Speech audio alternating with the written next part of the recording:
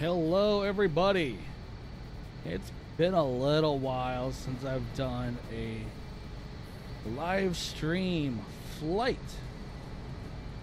but we are back and we are going to have fun. So this flight today, we are flying from Las Vegas, Nevada to Minnesota, or Minneapolis, St. Paul, Minnesota.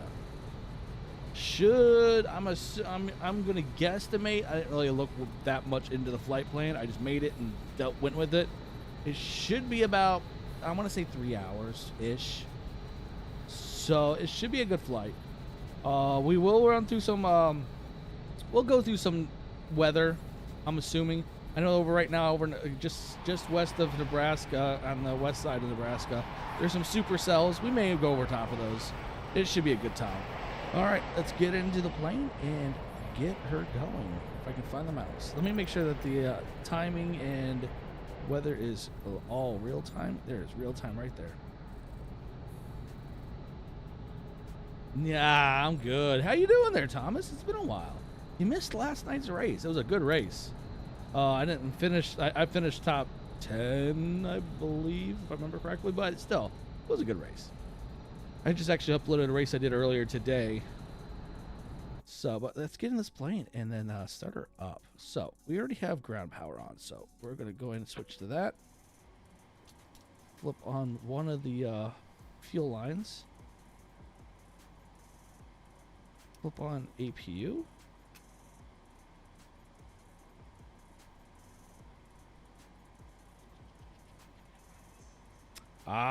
Well, I'm permanently out of the office right now at that place, so yeah.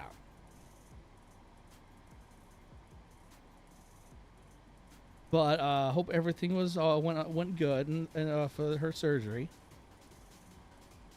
All right, so APU should be starting up.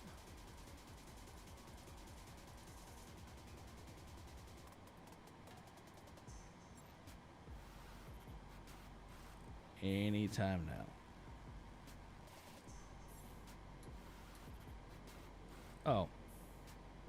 Helps if I turn the battery on. There we go. That's what I needed. Well, there is good news on that front. There is a, so I don't want to say just yet, but I am working on my, one location, I'm working on my 5th interview. Yeah, I mean, I don't want to get into it here. I did send you a Facebook friend request, just FYI. All right, APU should be... There we go. Now we're good.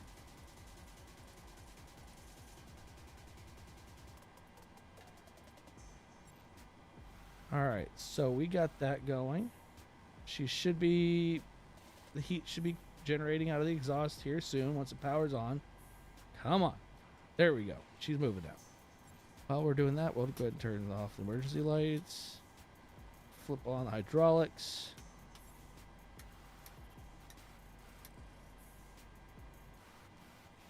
Sweet. Yeah, it's been a challenge the last few weeks. I've been pulling my hair out, but with the way the interviews I've been going through, it's looking good.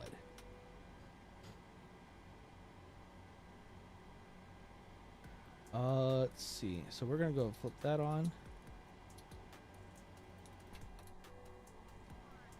Where else? I forgot the ILS or IRS.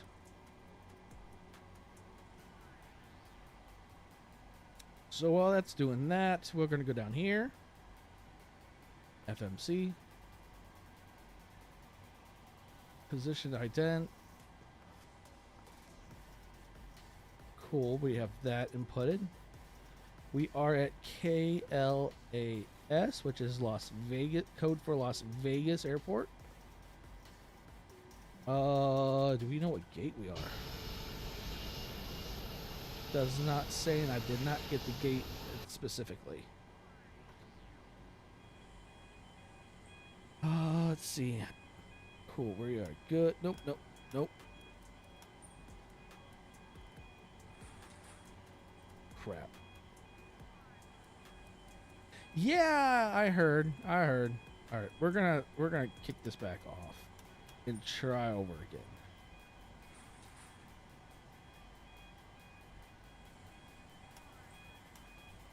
All right, let's try that. Yeah, it definitely is crazy. It's, I don't know who in their right mind would want to do something like that, honestly.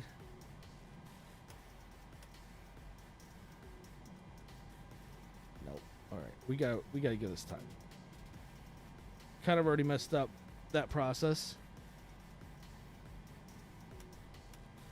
We'll turn her off for at least a minute. Well, you were also in something that was a little bit more that can handle that kind of depth. They couldn't handle that depth, not by a long shot. Plus, you were in a tube that was much bigger.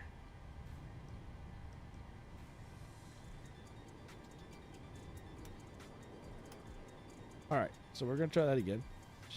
The IRS is starting up. Got to get acquired a GPS. 560 foot long versus something probably is 10 feet long that can only house or accommodate 5 people. Tightly 5 people.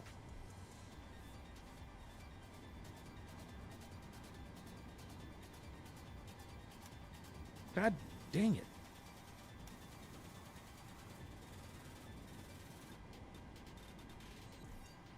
Oh, wait. Let's try.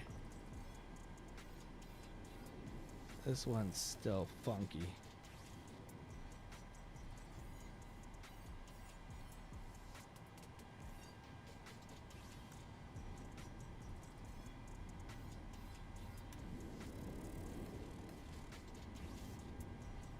I've already had it messed up once.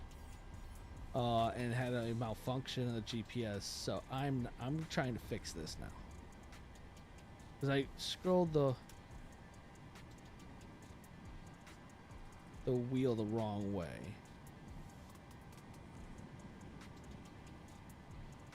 Oh, come on, stop being stupid.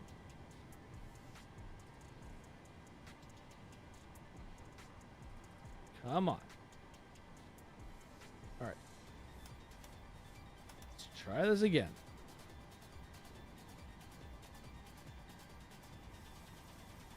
One last time. Don't normally have this much a problem.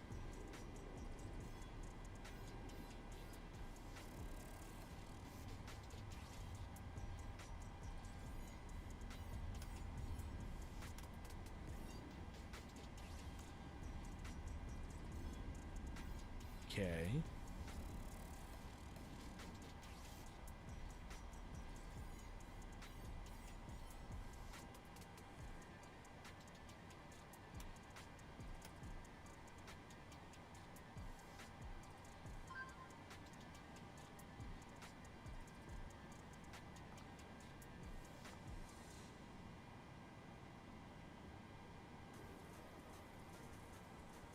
And now they both don't want to show up. Well, this is turning out to be there we go. That one's popped up. Now we just gotta wait on this one. So while that's doing that, we are gonna go down here, put all of our data in. So go to route. Origin is going to be KLAS. Destination is KMSP, which is for Minneapolis, St. Paul. That's our destination. Right, there's our flight plan. We are going to select it. Request it. It's still not showing up over there, so that's not making me happy.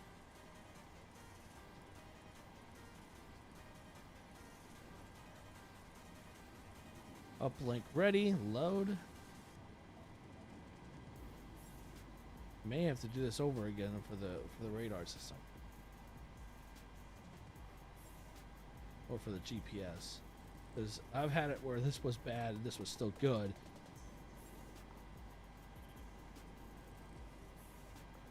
Alright.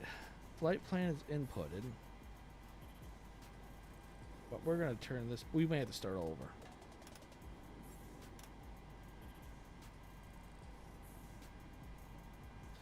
We're going to let this reset.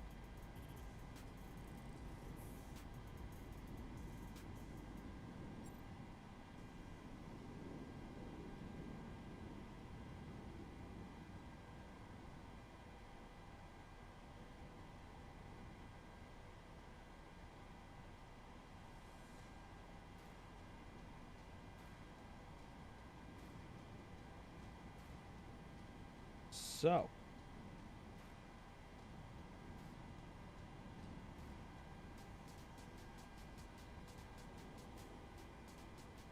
all right, let's back off. So we're gonna go there. We're gonna go there. We should be coming up if this works out. We're gonna be good. All right, we're gonna let that sit for a moment. Looks like we're gonna have to re-put everything else in.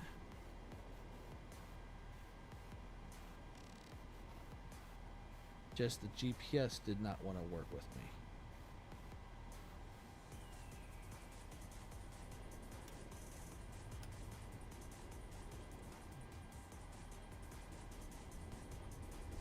Come on. Oops.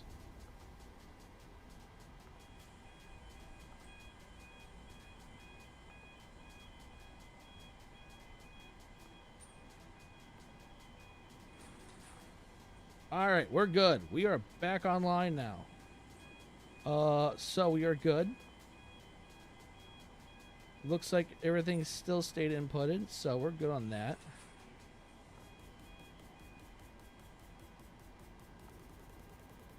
All right. First thing is first, we're gonna put our flaps at 15.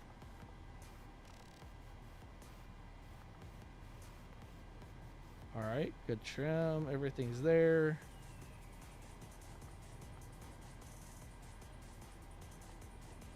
We're gonna do request.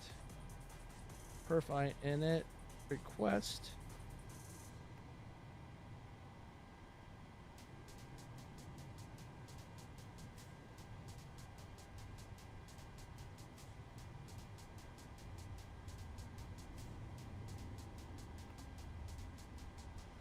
Load.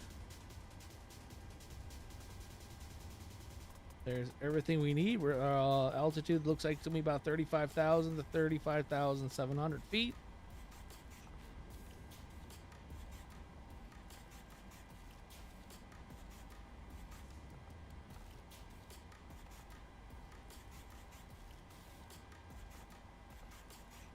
It's not telling me any V1s.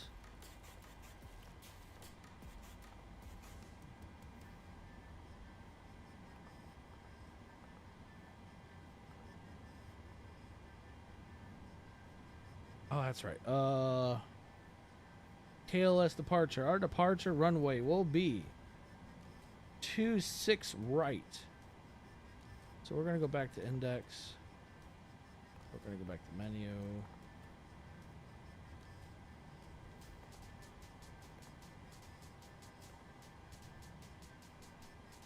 Hit dent.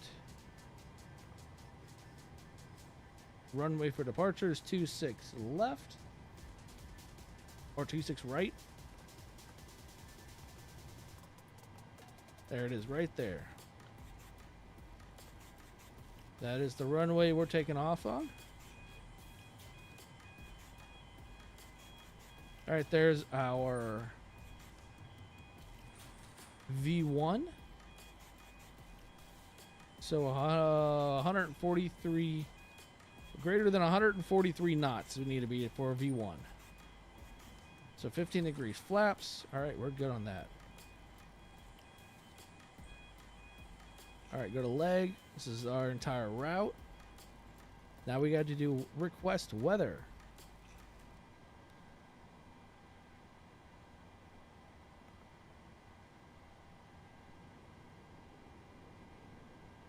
All right. Requesting weather. Taking a moment. Load. Cruise wind upload link is loading. And now we are good to go. Forecast uplink is ready, so we're going to go to here.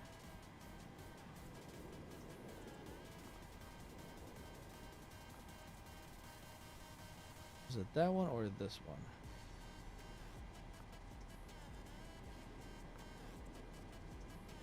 There was one I needed.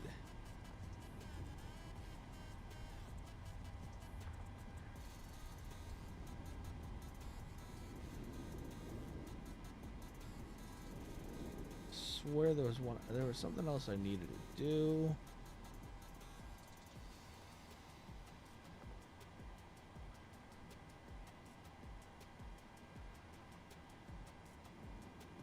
Hold at all. That is not what we need.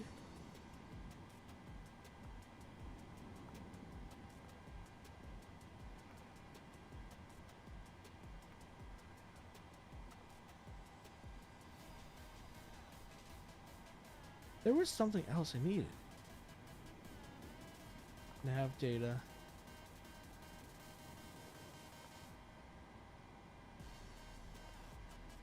I just can't remember where the forecast stuff went.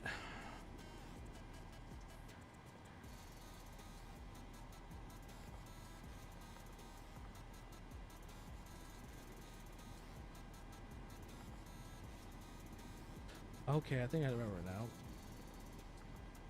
No. There it is, request weather.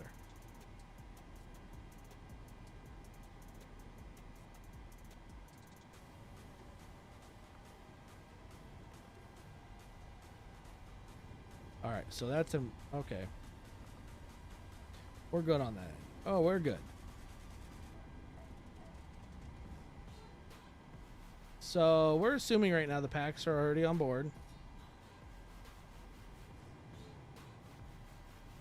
So, the next step is... We already got the probes on. Hydraulics are on. Emergency lights are off. APU is on. Let's go and turn the rest of these on. The power, the fuel pumps on. Come down here.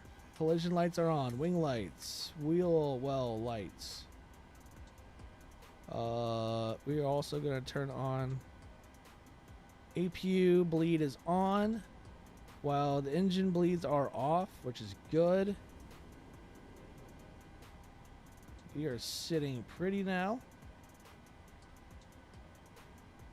So let's go ahead and request jetway operations to pull back.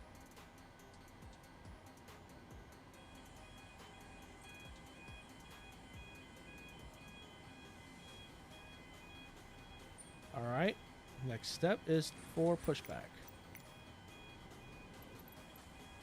Prepare for pushback and departure.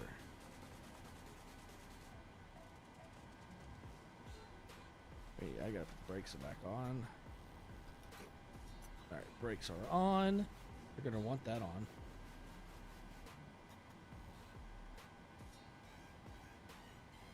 Hello, Captain. We are ready for pushback.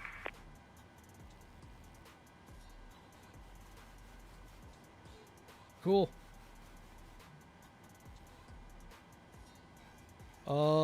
So we're gonna change our heading.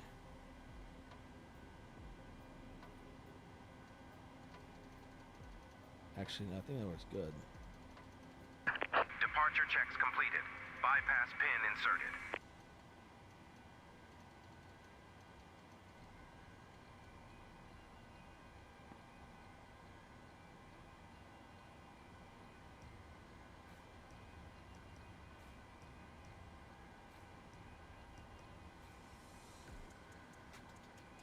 All right, so we're about to start pushback.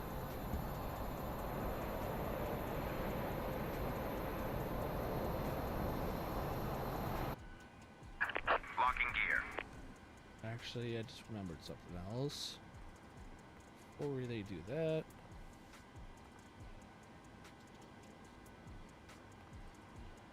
Now we're good. Now we're good. Wheel chocks are gone. Nose right, tail left. Release parking brakes, please. Releasing parking brakes. Commencing push. All engines clear. Start at will. Roger, roger. Engine 2 start up.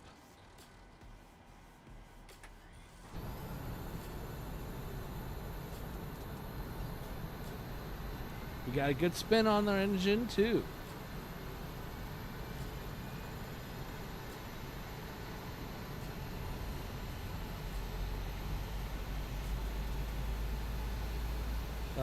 The tailback just kind of freaking out.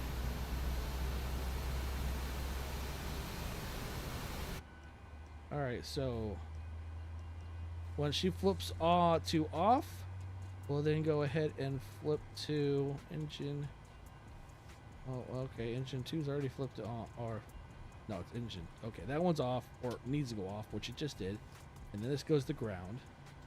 So engine 1 start up. There goes engine 1.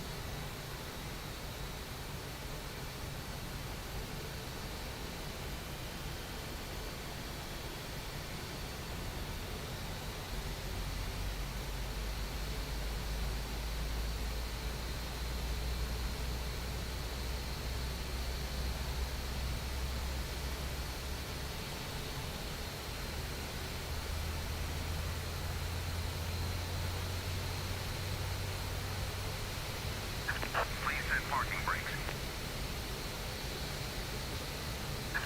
Waiting your confirmation for a good engine start. Waiting. All right, we just heard it flip, so we're going to go ahead and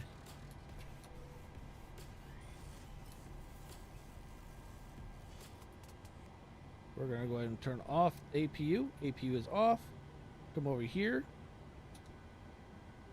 Turn on engine, turn off the APU bleed, turn on engine bleed, and then we're also going to turn on PAX air.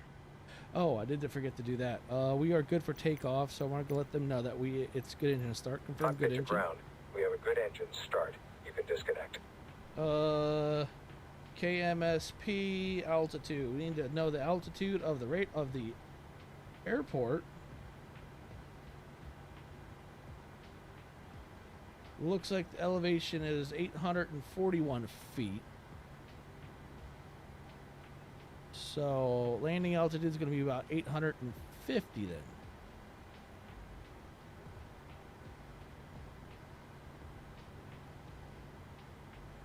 Unlocking gear. And the altitude is going to be 35,000 feet. I'm going to put 37.5 just to be certain. Ooh.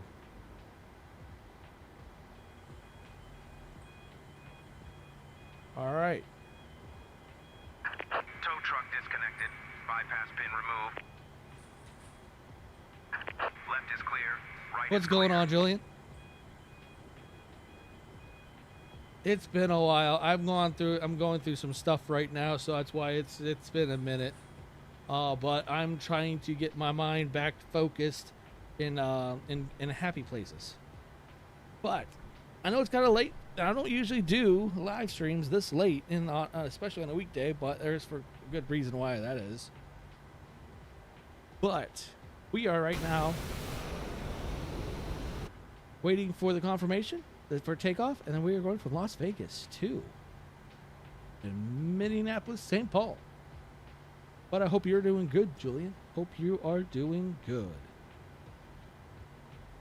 All right. Have a good flight. There is our confirmation. We are good at taxi. Let's go ahead and we're going to set our flaps now.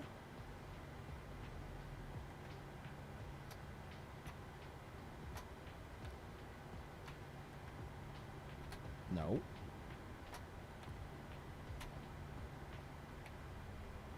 All right, cool. We're good.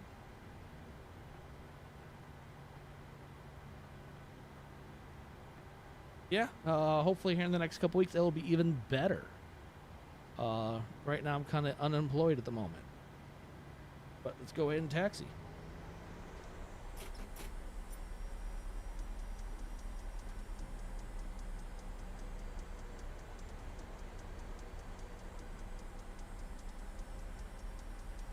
So we're going to be taking off on runway 26 right.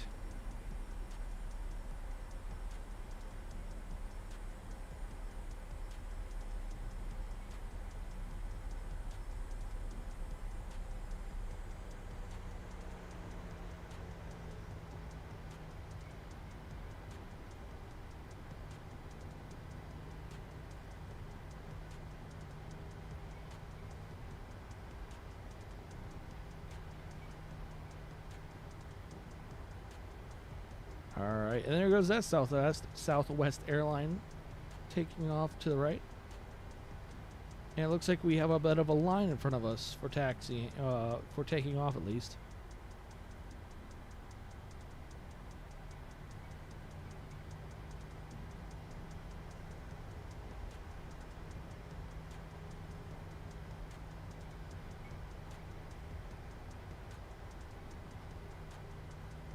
Yeah, I've been doing a lot of videos, I haven't been doing much of anything right now. The last couple weeks there's been lack of content, but I'm trying to get back into it.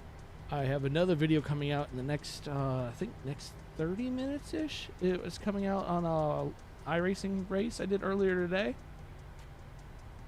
And then I'm doing this impromptu flight.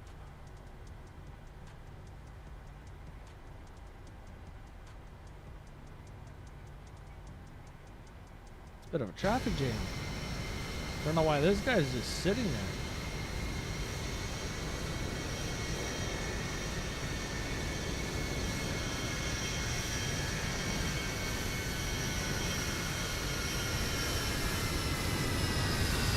Busy airport. Busy airport.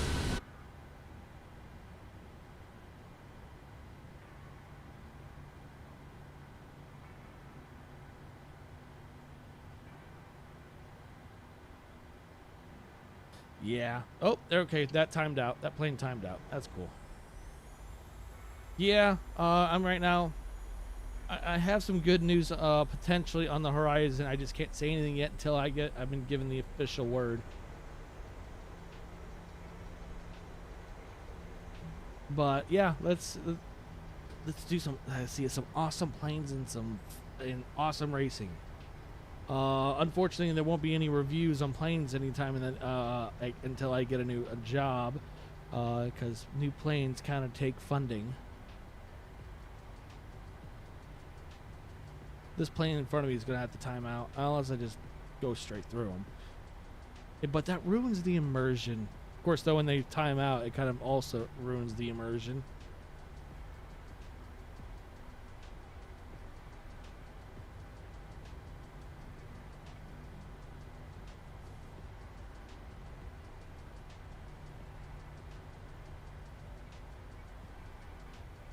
What are you doing?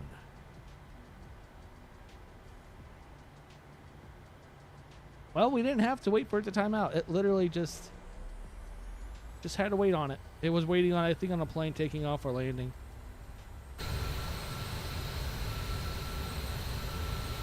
I think I'm on the wrong taxiway, but it's all right.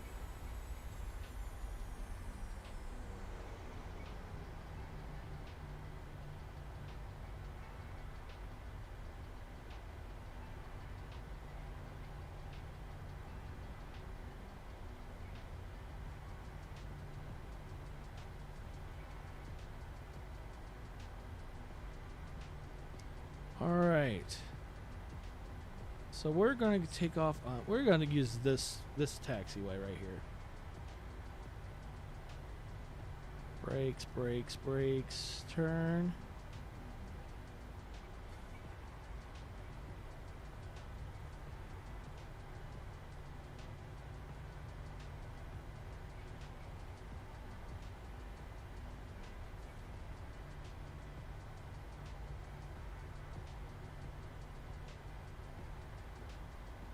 And we're just going to go.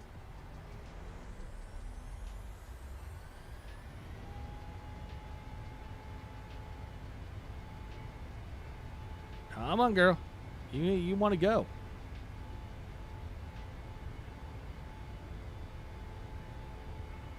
Knots. 143 knots is V1.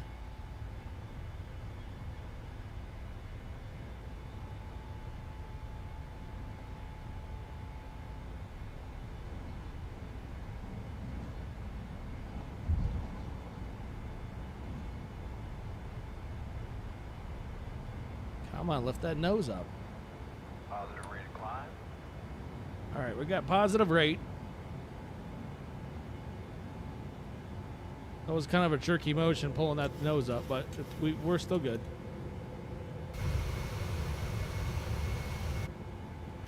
Flaps down.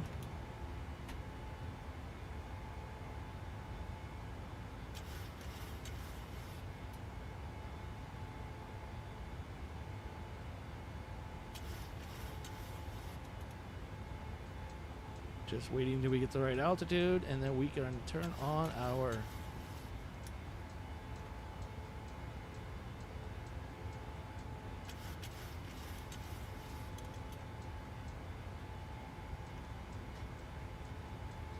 nope, gotta be higher altitude. Yeah, I know, shut up.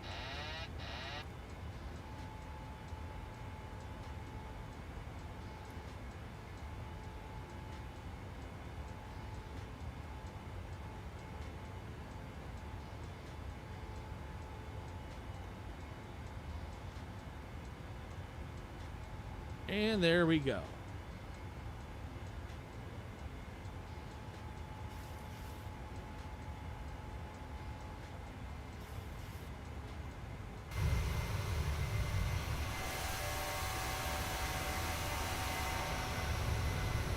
Doesn't make sense on why the flight plan has to be going out facing west and then they have to make almost a complete U-turn to go east. But, I mean, flight plans are flight plans. All right, we're going to set her up to 35. We're going to put her up to 35,000 already, just to put that up there.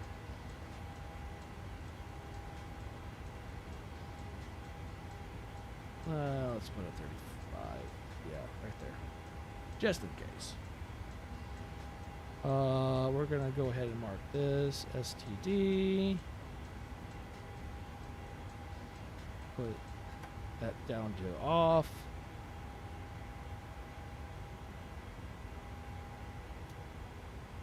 Totally forgot to turn on flight director.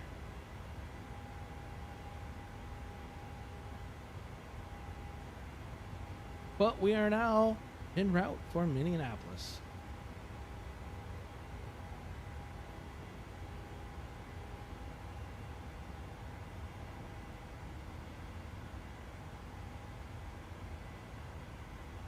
Everything looks good on this end.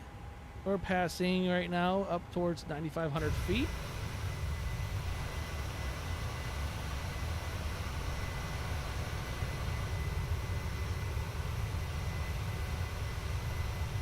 And we're passing over, actually, Las Vegas Motor Speedway off right there.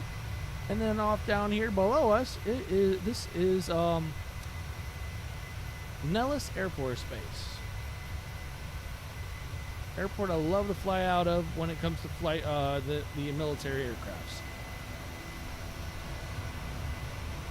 Julian, what do you think about the new Microsoft Flight Simulator 2024?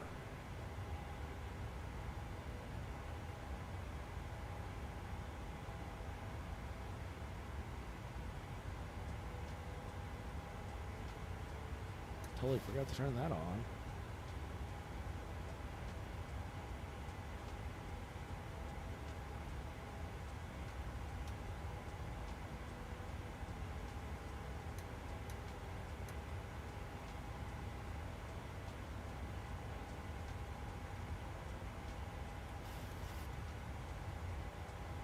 Good on that end. I think everything else we're good.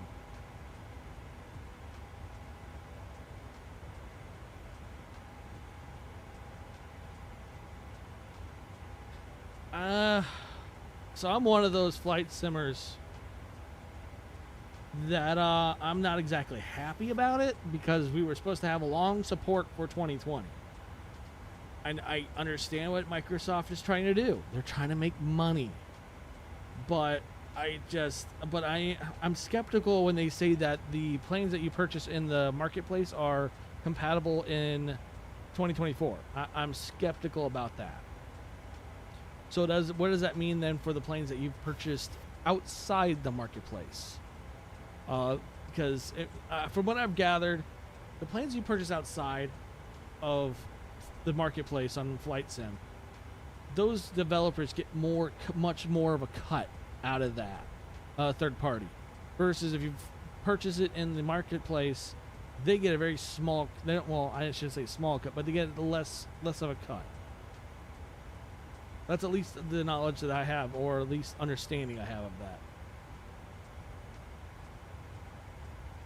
So I'm hoping that like the third party stuff isn't gonna be screw us over essentially.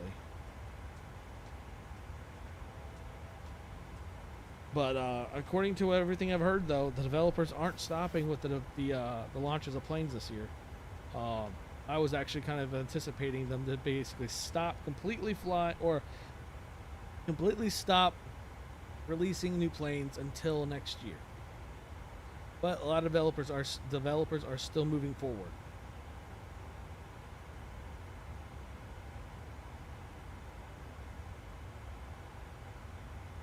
Yep. Oh yeah, and I've spent hundreds and hundreds of dollars on new planes, and if that screws me over, I'm going to be ticked. And I'm sure that a lot of other flight sim individuals and streamers that do flight sim would be also very livid and not happy.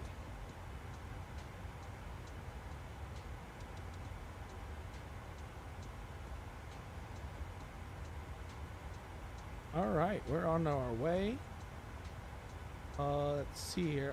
As we gain altitude, I'll figure out the time until we get there, because I'm thinking 3 hours.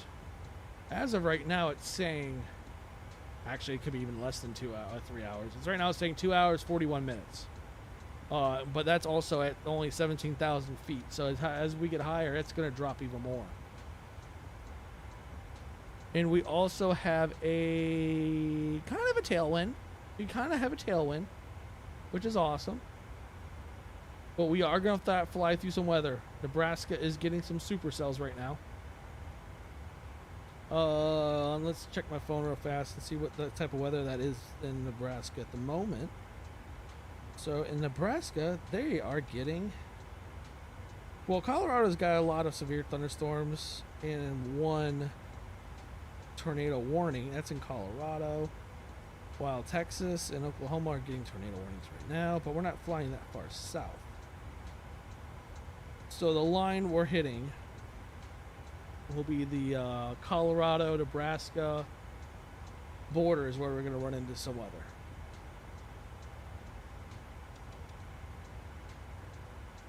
So we're down to 2.5 hours flight time.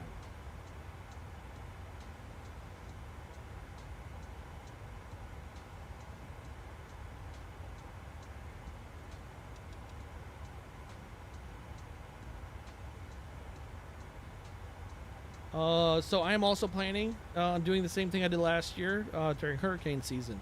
So if there's a really nasty hurricane that happens, I plan on actually doing a flight, like a hurricane hunter type stream, but also not forecast. I'm not a meteorologist, but I would also report and just basically give updates on the hurricanes. But that's whenever we have a hurricane that hits the U.S. Right now, there isn't anything in the near future.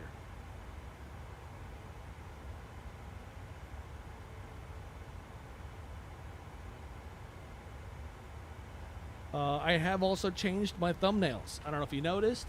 I've implemented a new thumbnail for both my iRacing and my live streams, flight sims. I hope they just pop more. I hope they pop.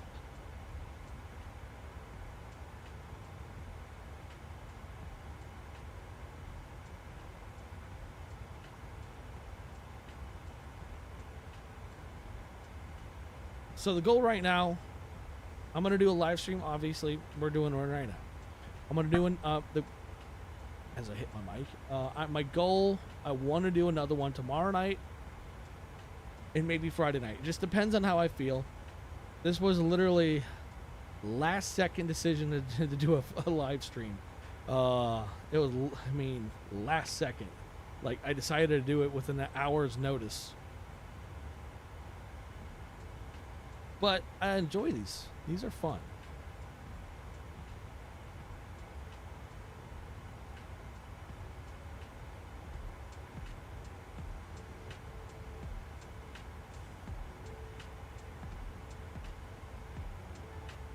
I hope everyone's having a great Wednesday.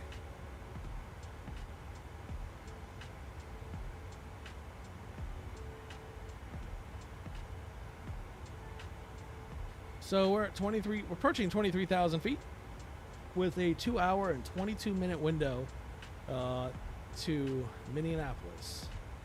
That could drop though. It could go under 2 hours or even just 2 hours and 15 minutes or so. It just depends. We're not even at our cruising altitude, so that's why I'm saying it could drop even more.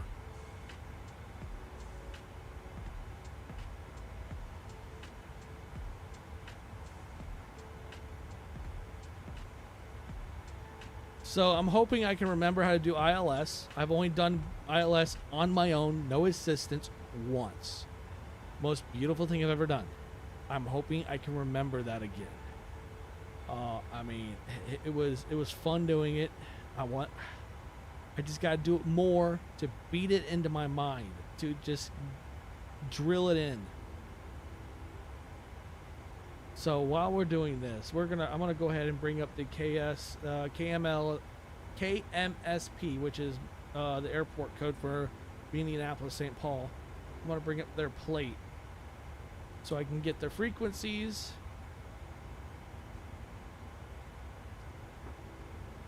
Get the frequency, the course of the airport, like runway. What runway are we landing on? We're landing on 12 right. Why are we doing 12 right? That's just a weird. That's just weird. Because that's coming in from the east. Alright, there is the. Found it. Probably the fastest I found this thing. Alright, approach frequency is 135.35, it looks like. Altitude's 843 feet. We already have that in our altitude. And our course. Right there, approach course is 121. Or I'm already gonna put that in.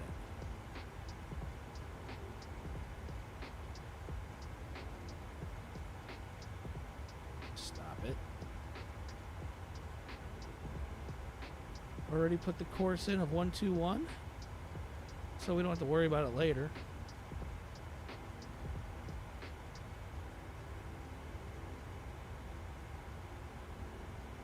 There we go.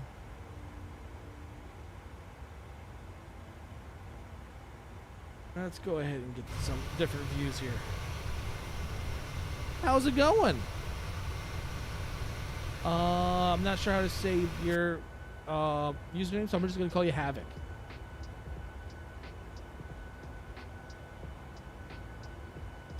How's your day going?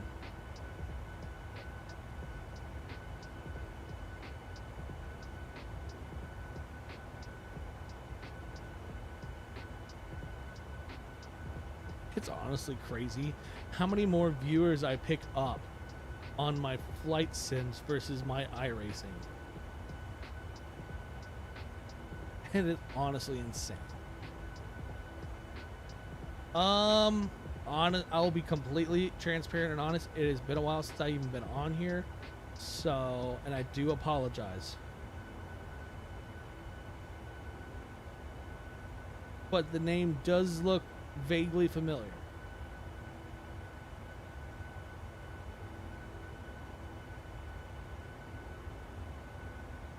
Look at that beautiful view to the south.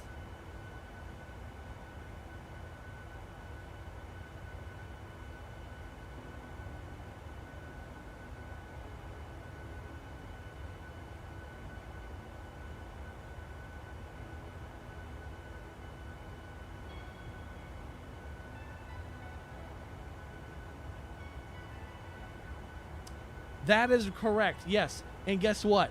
My last, not this last live stream I did, which was like a week or so ago, but before that one, I did the ILS landing myself on my own by memory. It was the most beautiful landing. And this time I did not pop my front tire or my steering tire. You may want to check out that live stream. I was literally stumbling through and trying to figure out how to land. I was like, let's see, do I need this? Do I need that? I think I need that. No, I don't think I need that. Yeah, it was kind of like, and at first I was like, I think I got it wrong. Then I'm like, you know what? I'm just gonna go with it. And if I crash, I crash.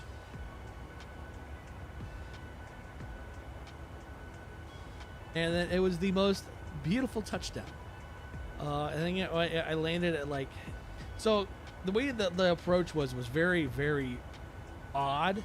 So my my FMP or feet per minute, I think it is, was at like 192, but it was still such a nice crisp landing.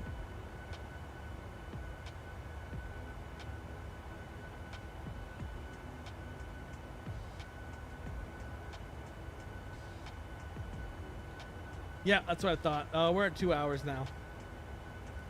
So, is it a good one? Okay. I thought it was too much. Someone told me I wanted to be like 150, 160.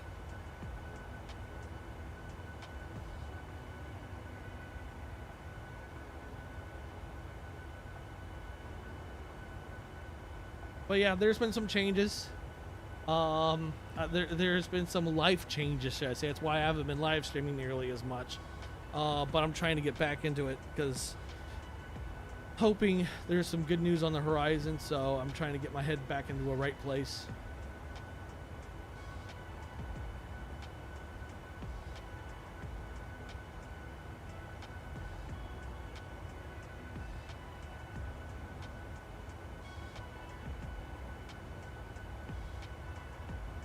Trying to see if I can remember how to ILS land today.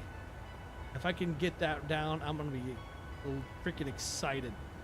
I've already got the plate up for Minneapolis, St. Paul Airport, so I've already set the course in just to be ahead of the game.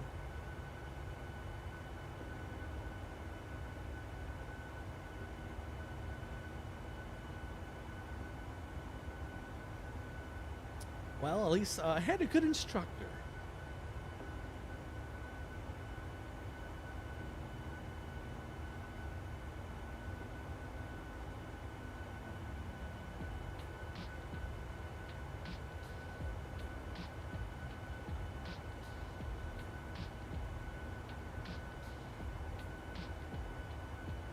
But yeah, I've done some changes too to the channel, not like to the channel, but my thumbnails. My thumbnails are I'm hoping are gonna pop more, get some more people's attention.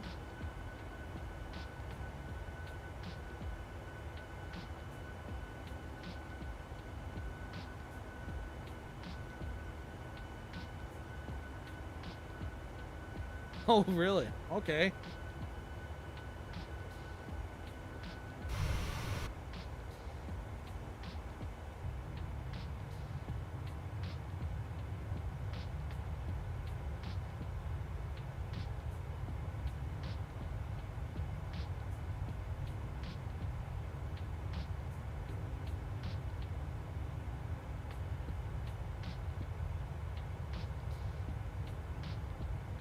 Yeah, I've been neglecting the channel a little bit. That's unfortunate, but I mean, it is what it is.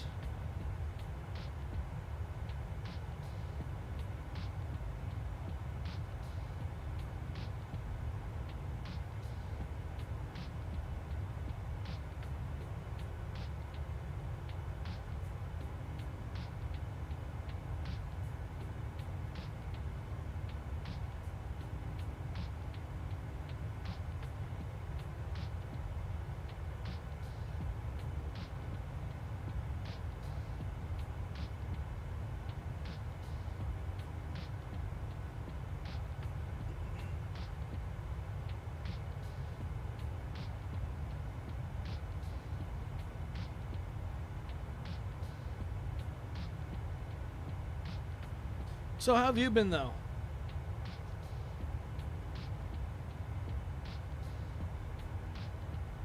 Oh boy, been a while for you then for the 737s.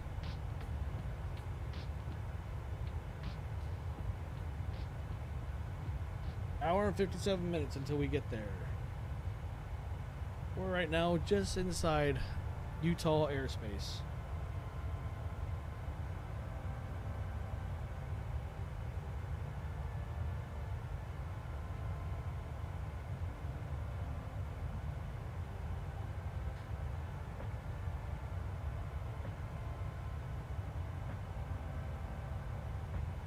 Damn. That sim is kind of busy down in the western Mexico, Arizona, New Mexico, Texas area.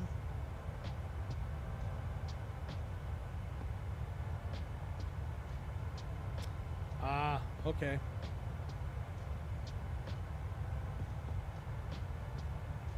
So we're at 34,000 feet.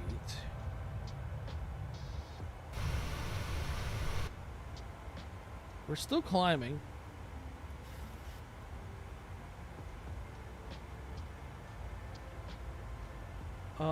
I'm gonna already set up my FMC for the landing, so we're gonna come over here to sim brief.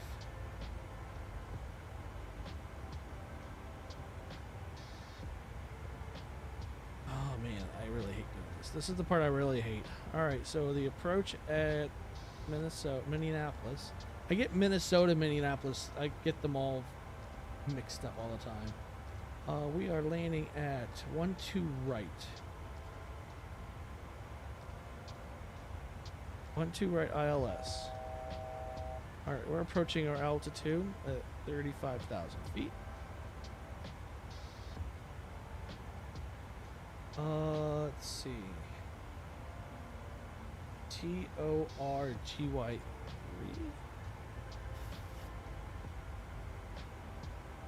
That one.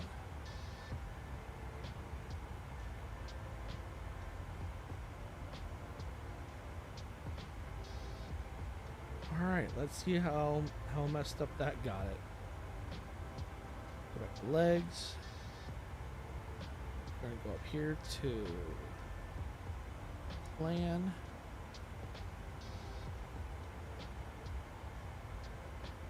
Step, step, step, step, step, step, step. Oh, oh, there it is.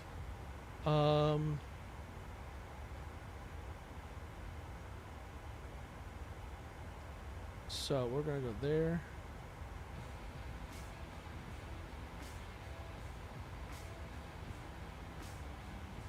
That's exactly what I thought was gonna happen.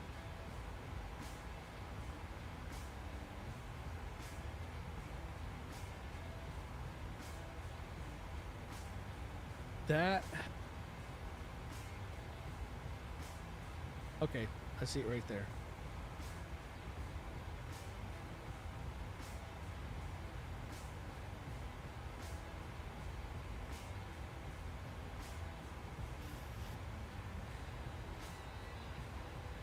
Cool. I already got that straightened out.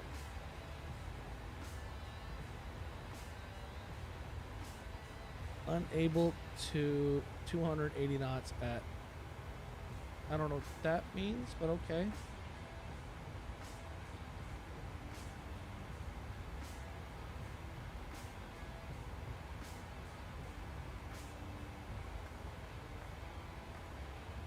That's the cell. And Zesty. At the Zesty waypoint is where we turn to go in for a landing. That looks like it's going to be close.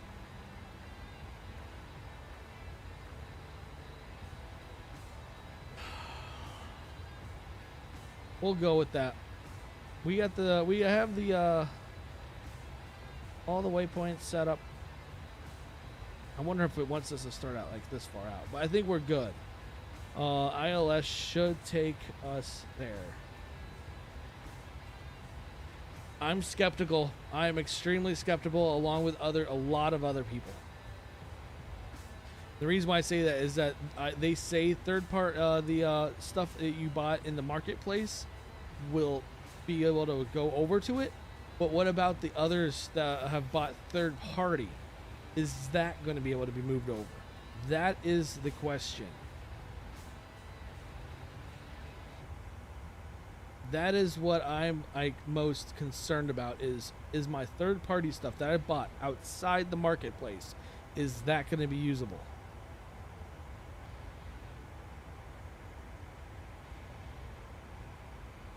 I'll believe it once I see it. They may have confirmed it, but it's Microsoft. I don't trust anything that comes from Microsoft. Hell, I don't even trust Windows.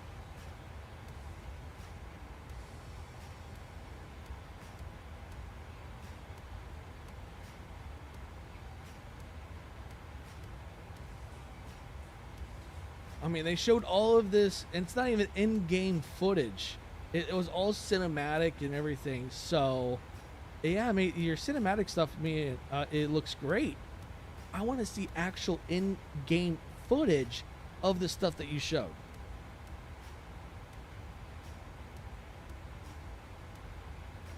I just don't understand why they didn't just update 2020.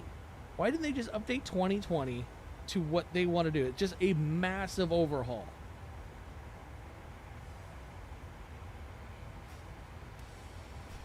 No, but instead they want to make money. They are a money-hungry Microsoft company. Of course, though, I mean, all companies are really money-hungry. So I can't really fault them on that.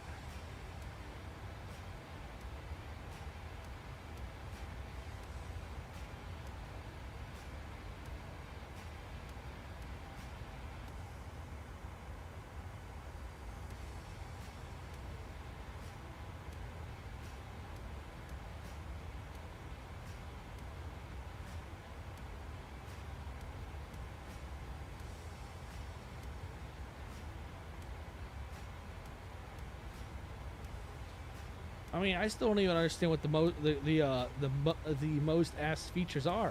I thought the most asked features were better weather, physics being better physics. What else was there? I thought the helicopter. I mean, the helicopters that are in here are really damn good.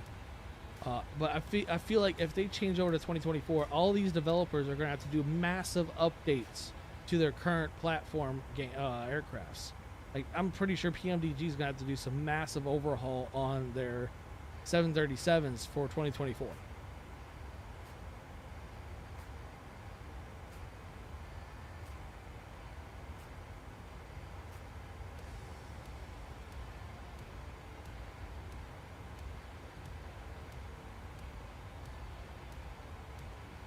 All right, what is my...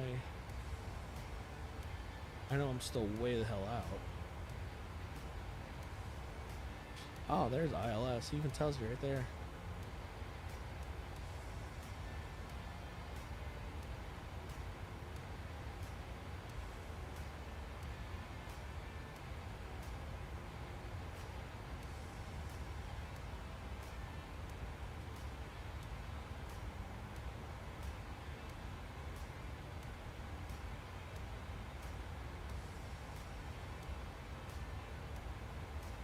Huh.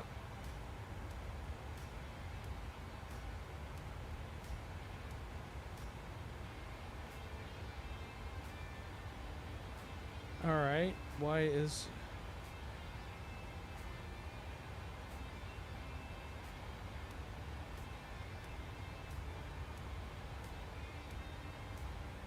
I thought that was my ILS I was putting right there. I just want to get prepared for...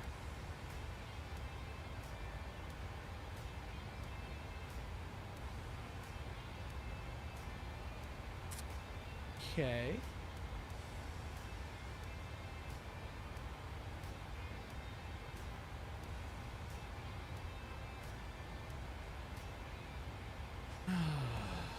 Now I gotta figure this out.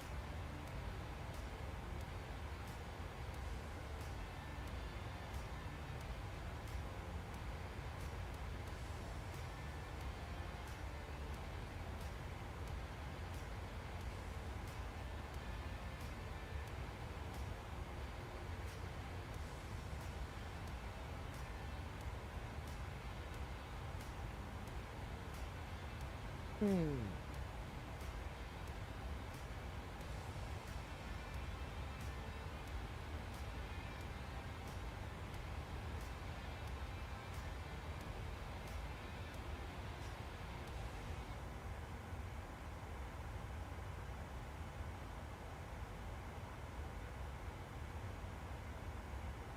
All right. I mean, I can see that.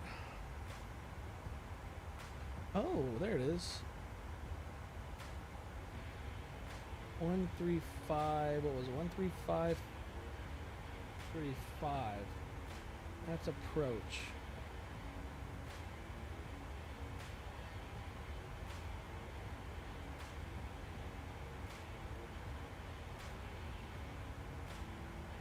I wonder if that's the wrong frequency then.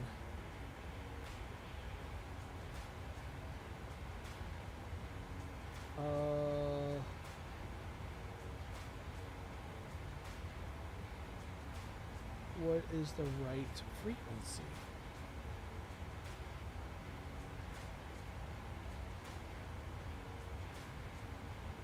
I really hate these plates. They don't make it easy to interpret.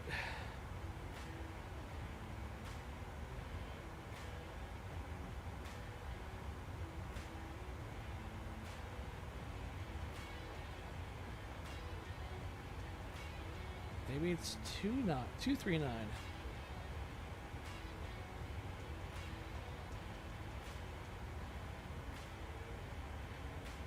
Two three nine 275.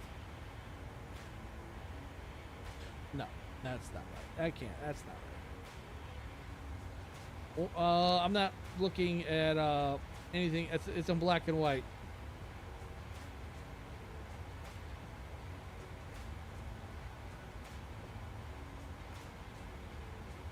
Oh, it's an orange, you're saying. So orange numbers at top or bottom?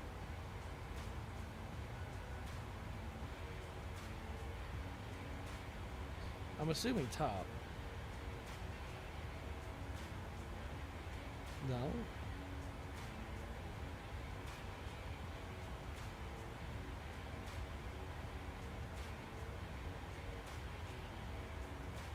No.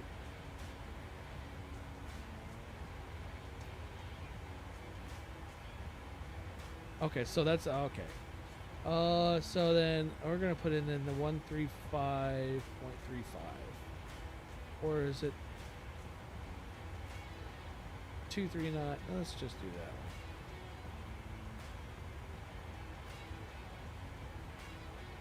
one. Nope, that's gonna be 35.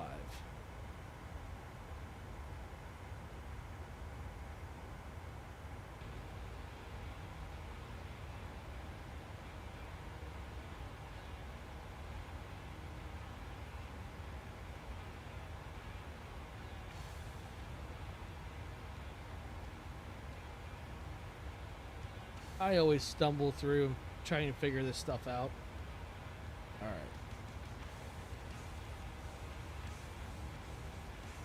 So we have our ILS now inputted.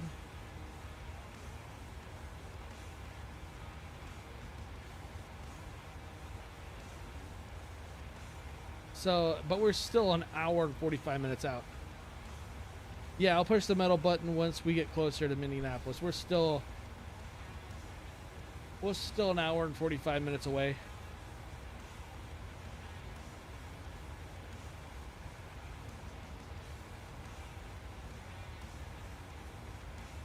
I'm just trying. I like to get things planned out and situated so I don't have to like scramble when I'm coming up to landing. Then all I have to do is then hit that middle button, and then let it do its thing.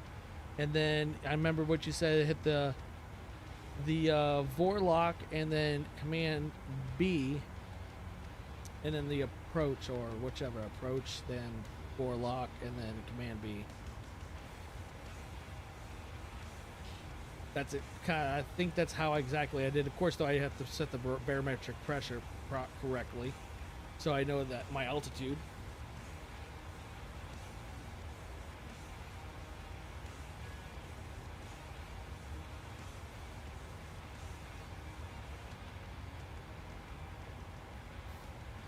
And then we're going to get a nice recording on this as well.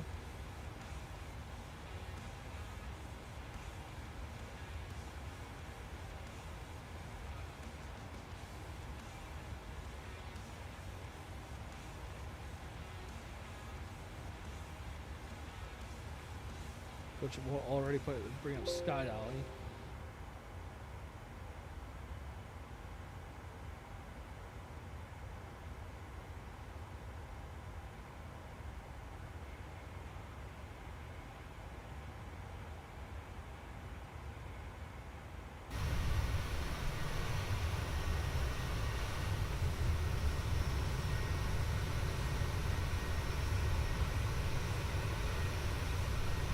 So I'm wondering if they're doing 2024 because they can implement multiplayer better with like co-pilots and stuff. I mean, I know that's one of the core things people want is being able to pilot together.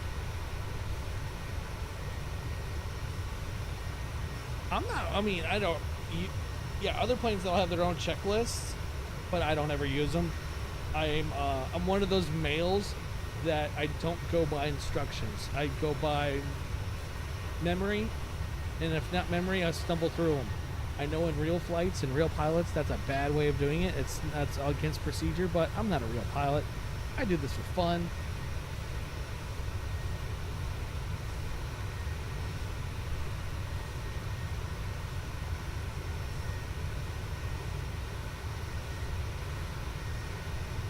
Oh, I totally forgot to put that up.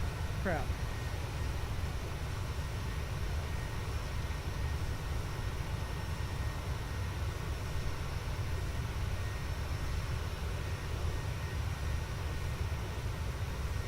Yeah, I mean,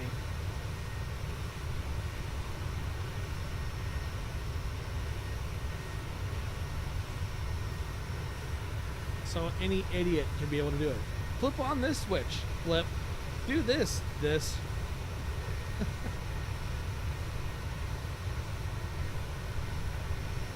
Plane has an emergency, then so anyone, I bet you if a 737 had an emergency, I could literally sit in the cockpit.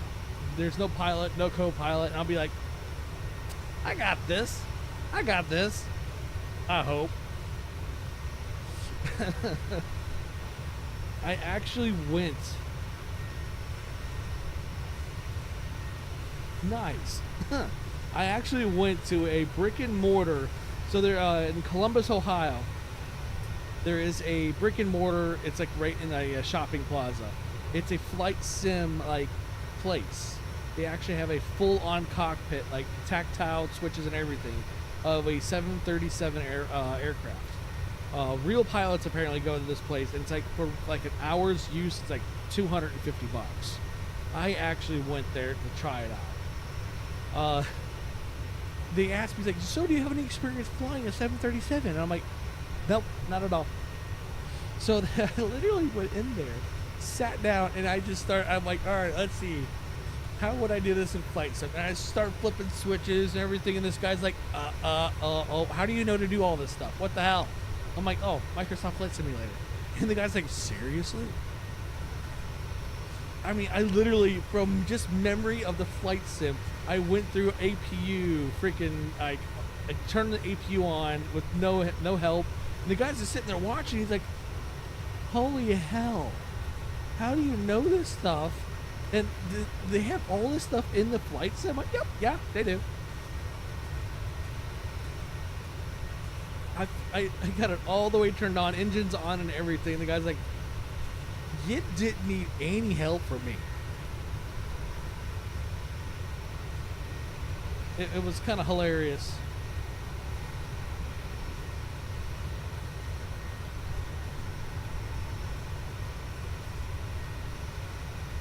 Place was expensive though. It was cool though to actually be able to flip switches and be like, I need a billboard of these when I get a house. Of course though, I'm sure that simulator is thousands upon thousands of dollars, not tens of thousands of dollars. It's so much better than using a mouse and keyboard.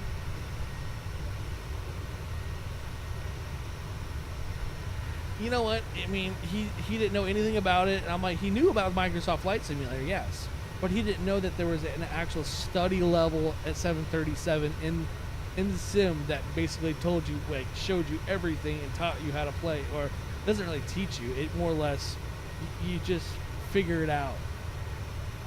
You teach yourself in the flight sim. But no, he didn't know anything about it. He was just like, what the hell is this?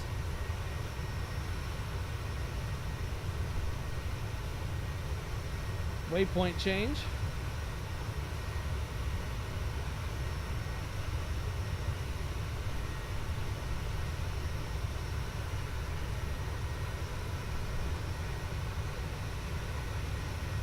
Yeah, they. I know they made planes for other than flight sim. I figure like Paper 3D, I don't know what the other flying simulator is that they did stuff for after FSX.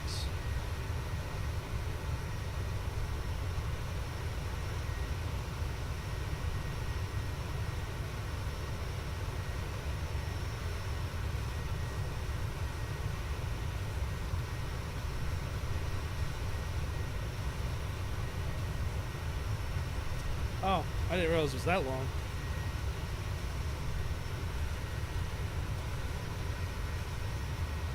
Well, I guess 20 years. Yeah, that makes sense. Well, that's 2004.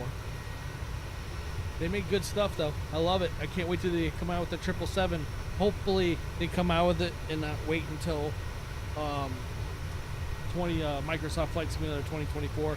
If they delay it due to that, I will be ticked, because I am super excited for the 777.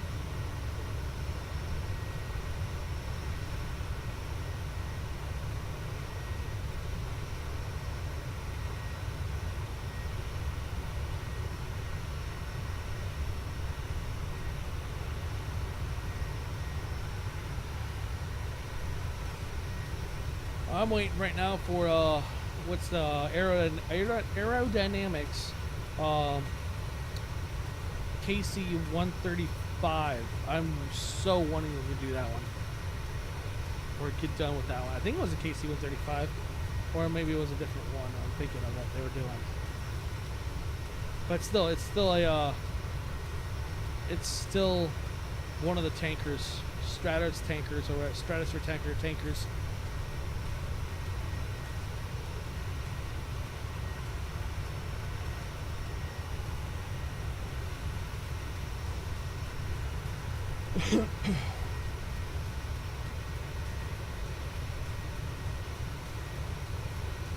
Got an hour and 37 minutes.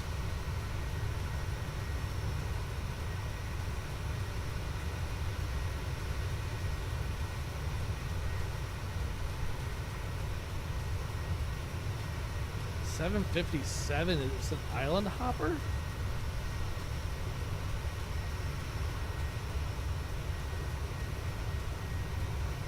That's kind of a big plane for that, isn't it? I guess it's about the. It looks like it's about the same size as a A320 or something like that.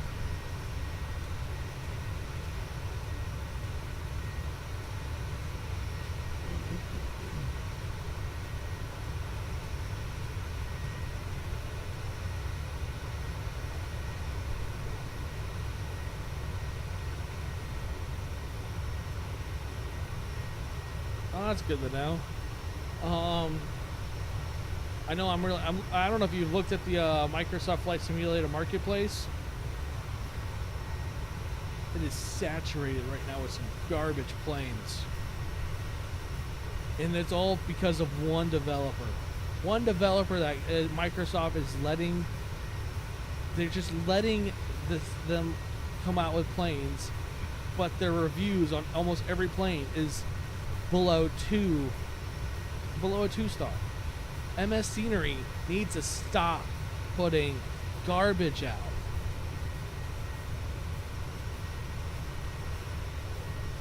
They just released the KC, what was it, a KC-135, and it's just, I didn't even buy it because, one, well, I don't have the funding for it at the moment, and two, it's just garbage.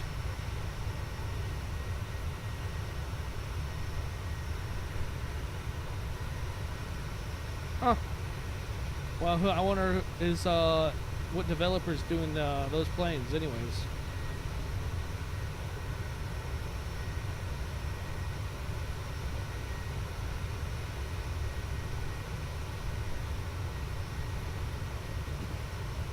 Oh, okay, well, that's right, Bluebird. I forgot. They even released anything yet? I mean, I keep hearing they were going to release something, but I don't really ever see anything come from them. I just keep seeing, hey, yeah, they're going to be doing this. Hey, yeah, they're going to be doing that. And when?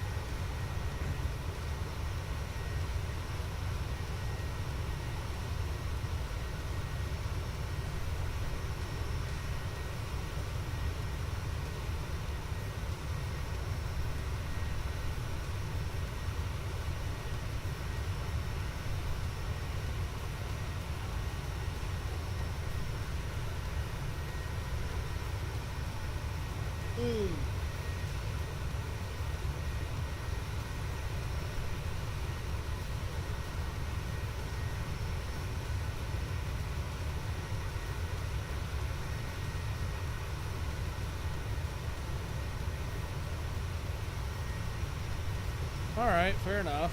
But I know that I'm still waiting on DC Designs new Phantom, the F4 Phantom. I'm still waiting on.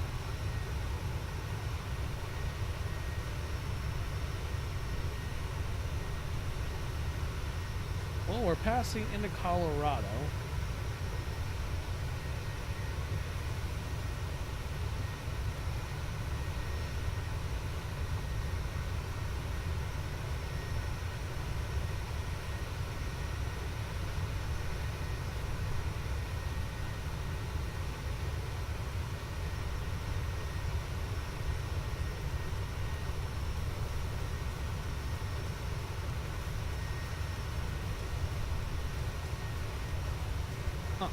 Yeah, I haven't gotten any new planes in a while. I've been too caught up with issues going on. Heck, this is the first time I've gotten back into the sim in like a couple, 2 to 3 weeks-ish. It's been a while.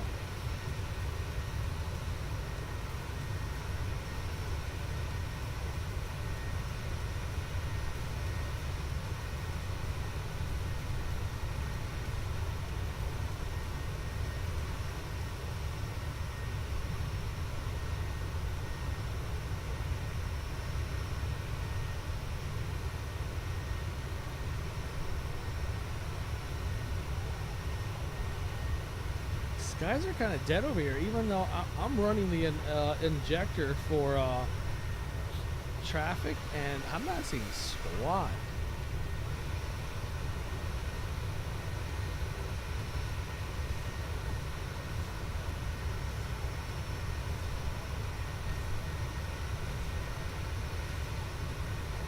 I do love the ray tracing right here in the wing.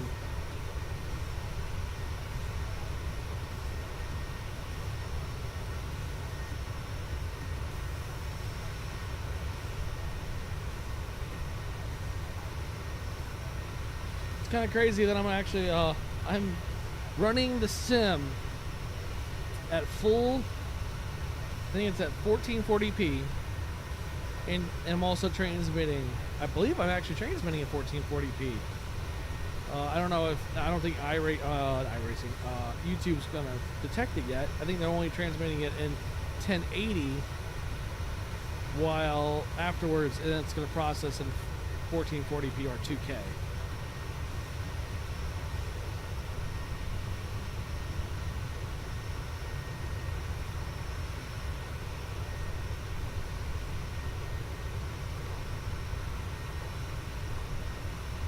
Yeah, so I think after the stream, YouTube should upscale it to the 2K. Should, but it is YouTube.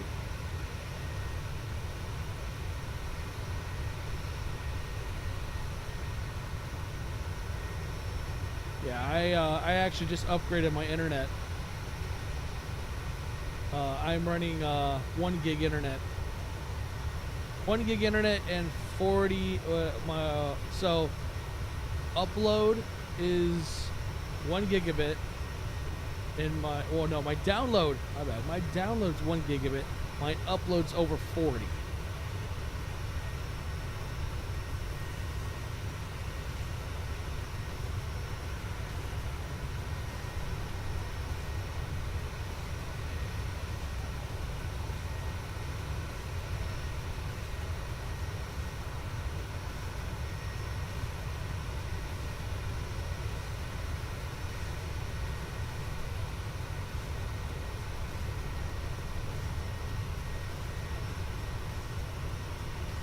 Oh, 0.6 up. Jesus.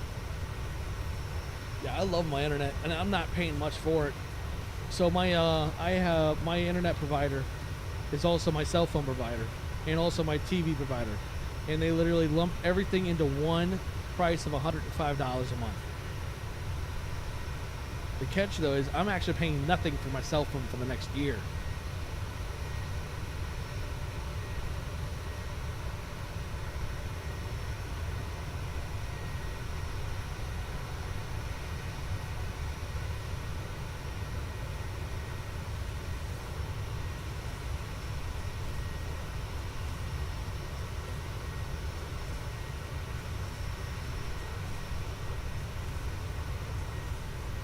Actually, I'm curious where the daylight and the day-night cycle is.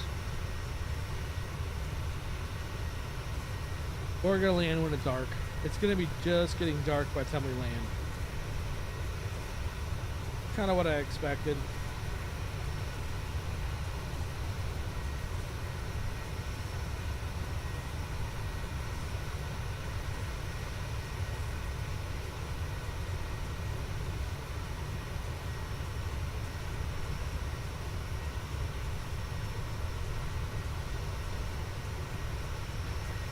Yeah, it's kind of crazy. I was when they told me they were going to upgrade me to gig internet, and I'm like, so you guys are running dedicated fiber to my apartment? And they're like, no, it's a 1 gig over copper. I'm like, yeah, wait.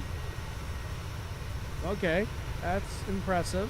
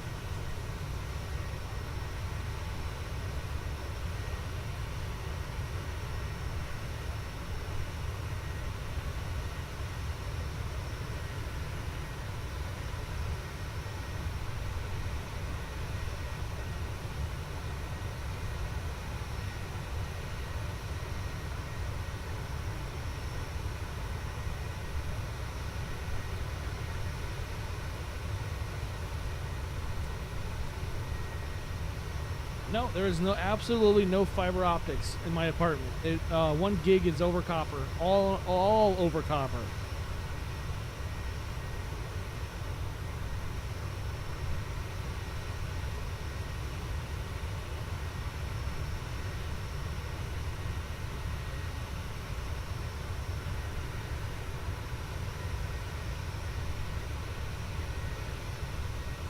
I see the clouds in the distance of those supercells.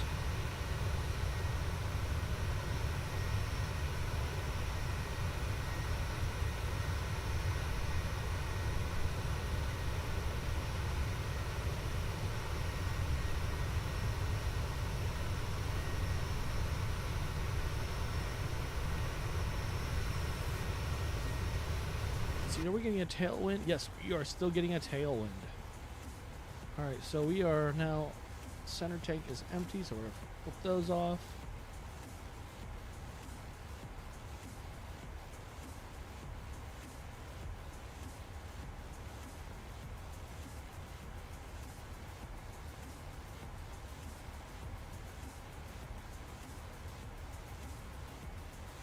Still looking good.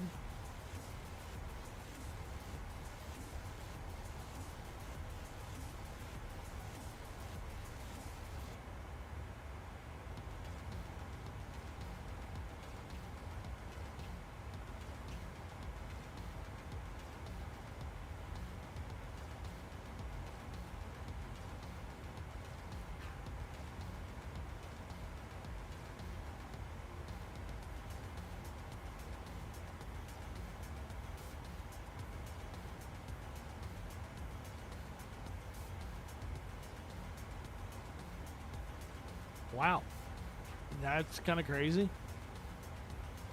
Yeah, I even asked them when I got my internet upgraded. It's like, do I need to be home for any type of installation? They're like, nope, it's already been upgraded. I'm like, I'm standing right here. You telling me it's upgraded to 1 gig?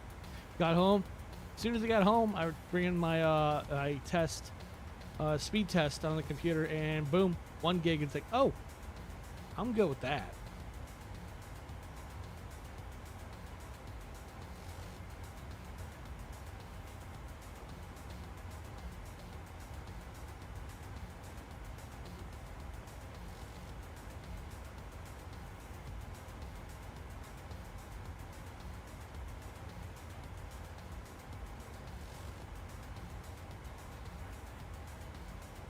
You play CS:GO? I'm sorry.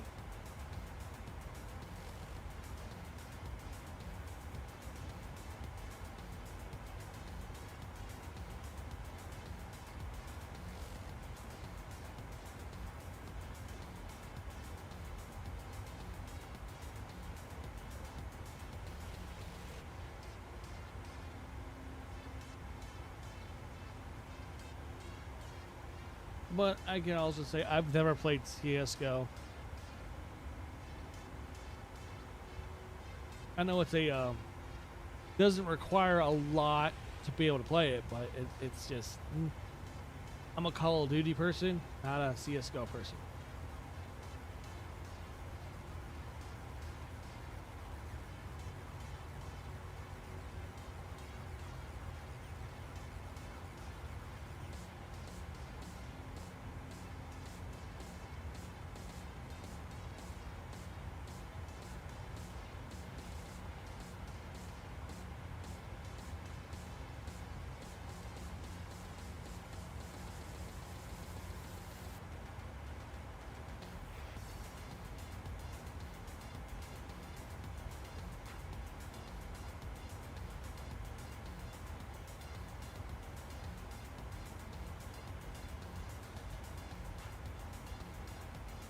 Yeah, I'm a graphics person. I like high quality graphics. I mean, look what I'm playing right now, Flight Sim. Pretty high quality.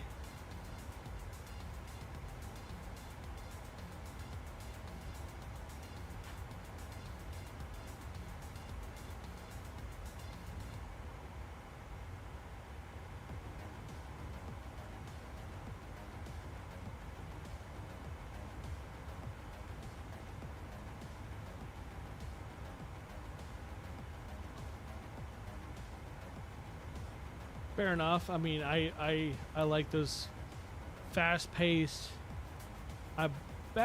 games, but with Call of Duty, since I'm prior military, I use a lot of military tactics, which ticks off a lot of my friends. They're running gun. I'm a person that I like to think out my strategy and kind of like just pick people off. I'm the type of guy that pisses a lot of other people off.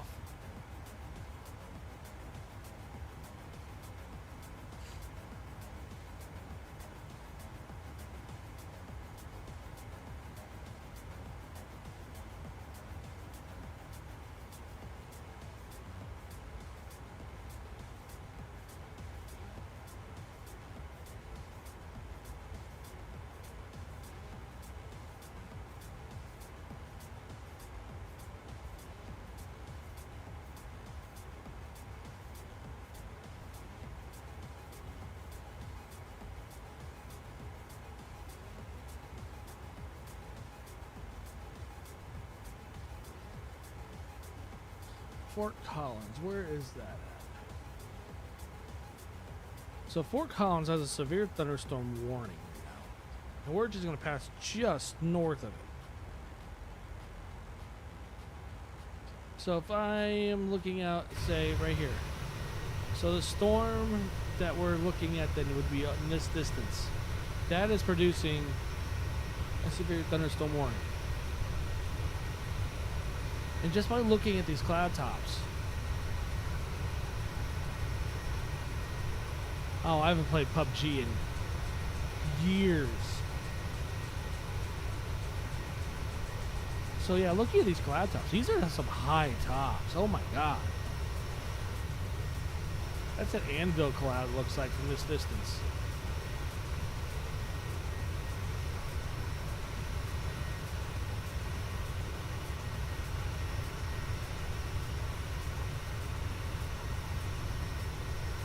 Maybe they finally will fix or allow it in Microsoft Flight Sim 2024, where you go through a thunderstorm, you have a potential of getting struck by lightning, and it causes electrical issues and so on. Now, that would be amazing if they did something like that in 2024.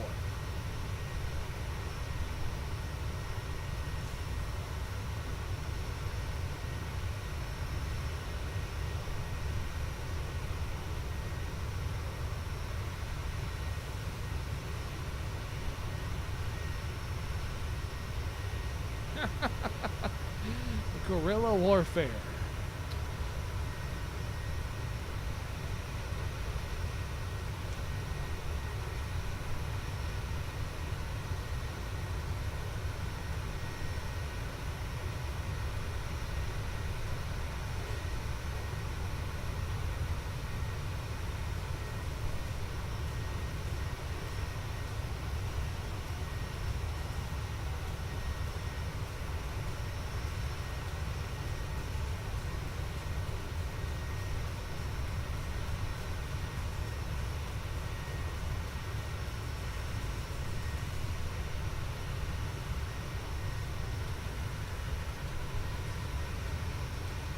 You see the rain bands? I see the rain bands right here.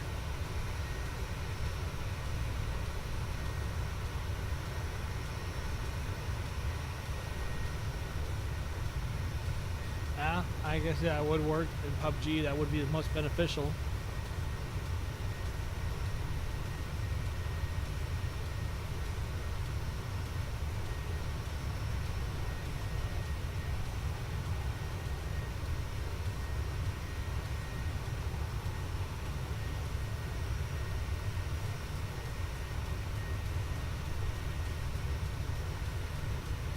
Yeah, but yeah, this storm right here is severe warned.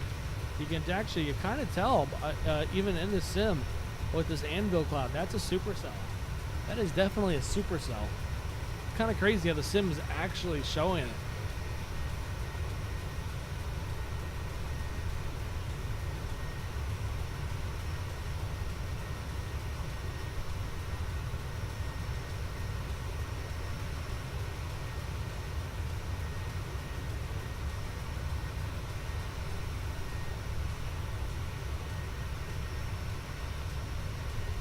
Kind of impressed by that it's actually showing it.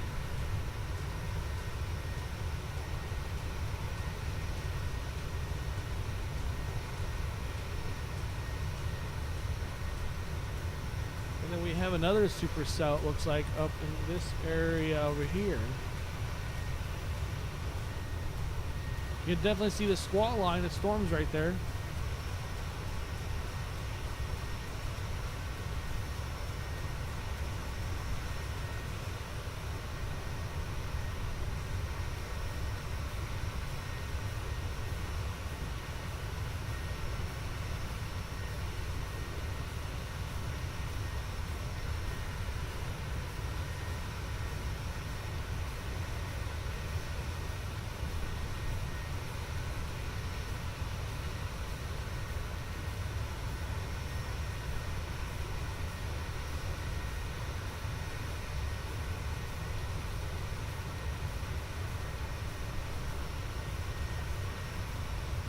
Yes, that would be lovely. You know what? I would really want them to do weather itself a lot better in 2024, so I can actually do kind of like a makeshift storm chase. I jump in a news helicopter and I start flying around a tornado. Now that would be badass. So we're right now we're approaching just north of Fort Collins. We're actually just south or not, just west of it. But we'll be passing through Cheyenne. Actually directly over Cheyenne, Wyoming, which is to north of Fort Collins.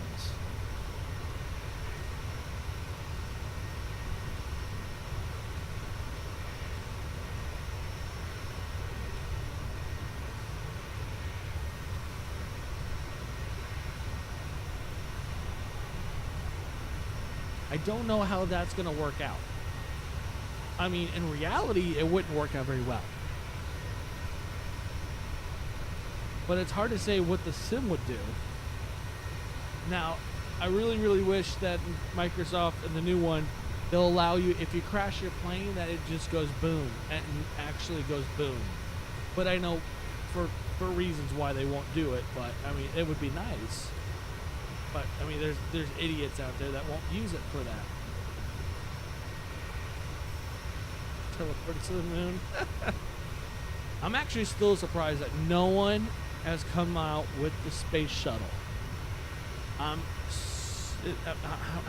completely dumbfounded that no one's done that.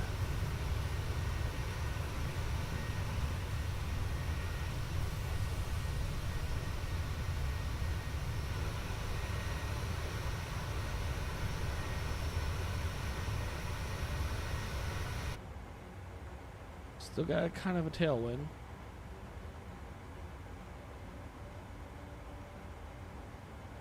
And hopefully in the new one too, they'll replicate turbulence better.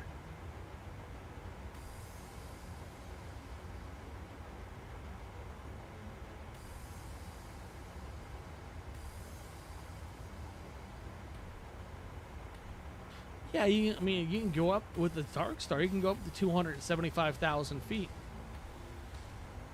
Yeah, 275,000 feet's the ceiling. I'm talking like maybe a simulation where you are trying to land the space shuttle. That would be cool. I mean, they've done it before multiple times in other sims, but they just haven't in this one. That's why it's like kind of weird.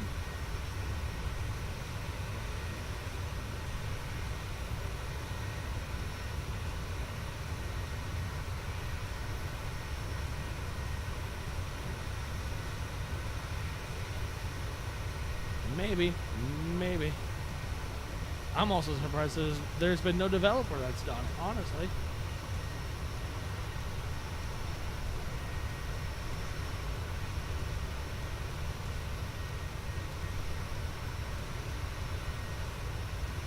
I know there's a free add-on a free add-on on FlightSim.to that gives you the 747 conversion with the space shuttle on top.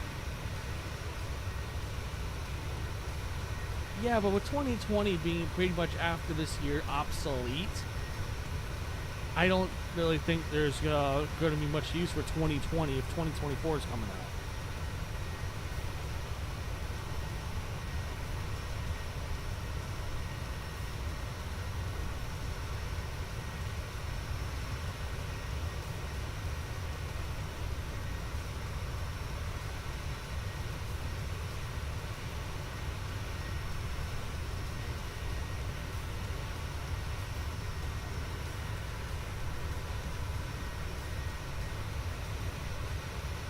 We'll see how that works out.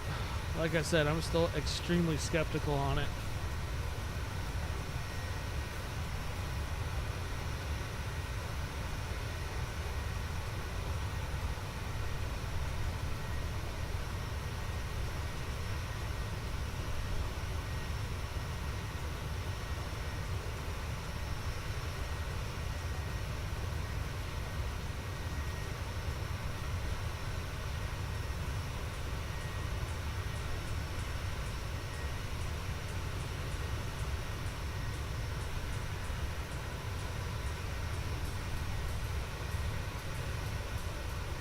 So I'm just hoping that I don't have to buy a whole new sim now. It'd be nice if I didn't have to.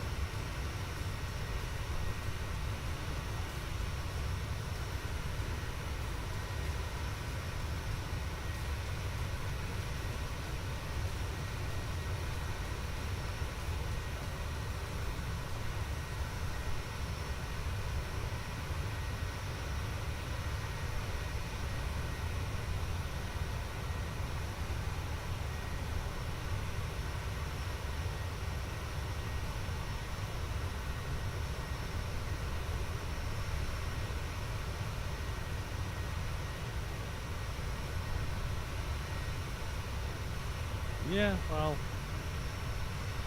guess we'll wait till next year. It's about a year from now it'll come out.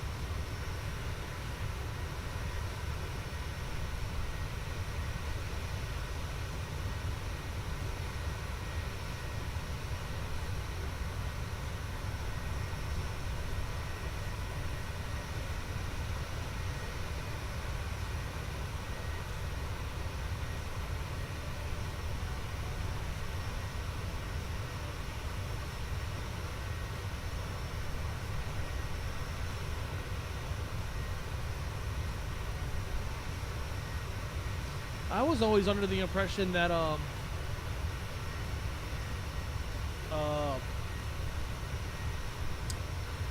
that 2020 was going to have like a 10-year support.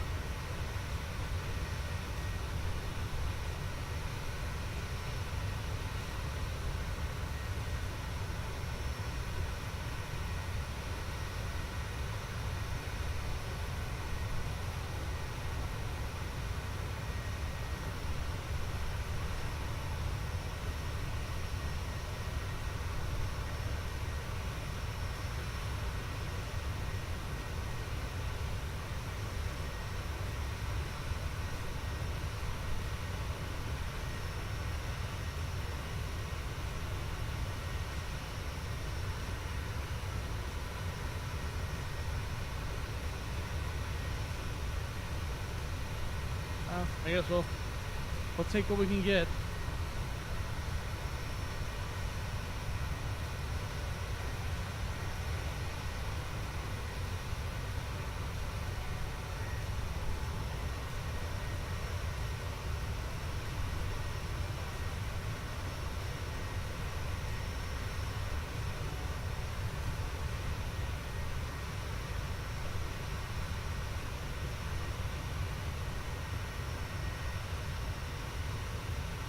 So, I mean, if Microsoft was smart, they would just convert 2020 into 2024.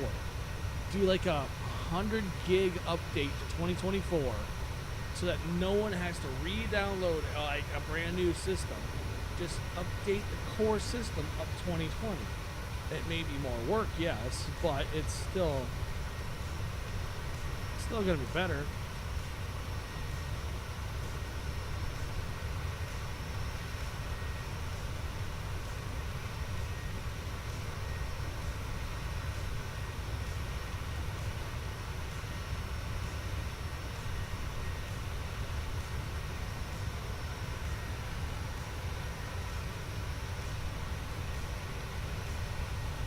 Alright, so we're right now passing through these storm cells while planes are flying over top of us.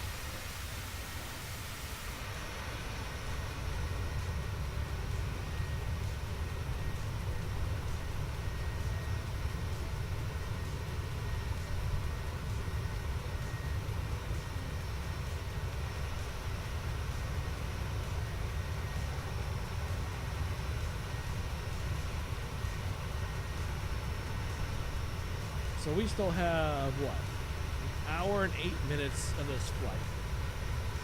Not bad. Could be a lot worse.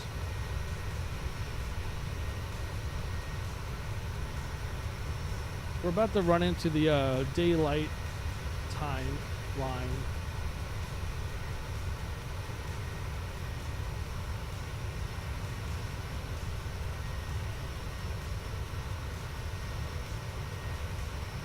So what is one? Is it 1-2 right that we're landing? Yes, 1-2 right. Which runway is that? Alright, I see which way is 1-2 right. We're coming in from the northwest. Makes sense now. I'm not sure if I've ever landed at Minneapolis.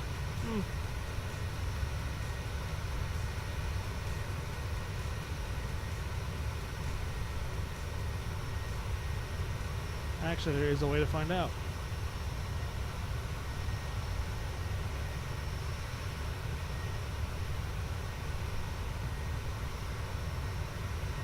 If it loads.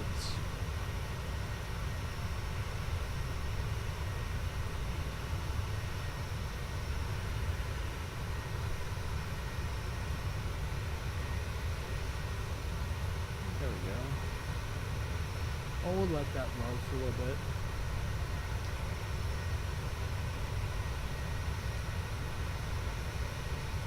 No, I have not flown into Minneapolis.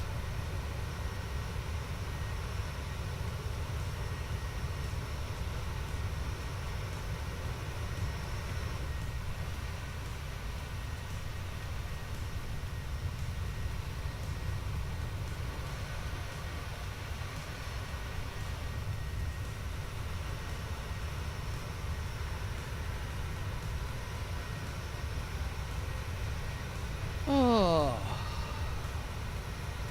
it's kind of a muggy night because I mean my AC is on, but I can feel it muggy outside.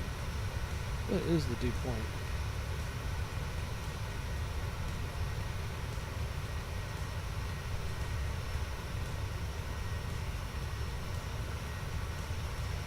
Oh, a chance of rain tomorrow for where I live. Oh, it's early in the morning for you.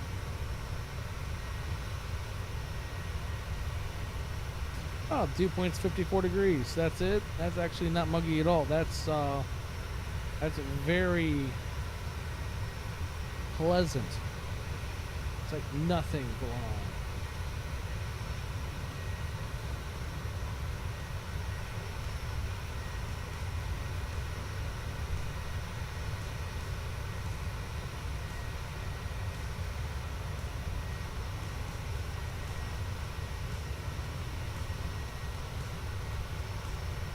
(30°C).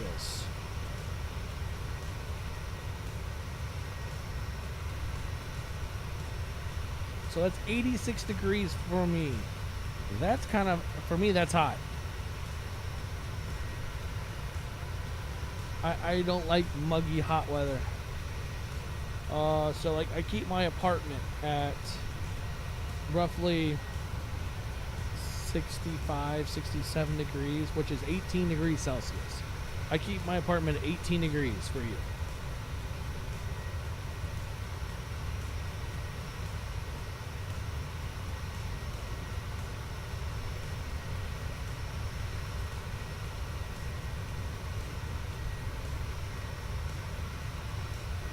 Now I do have my window partially open by my computer, so the heat from it can escape outside. Oh, I love cold weather. I'm a cold weather person.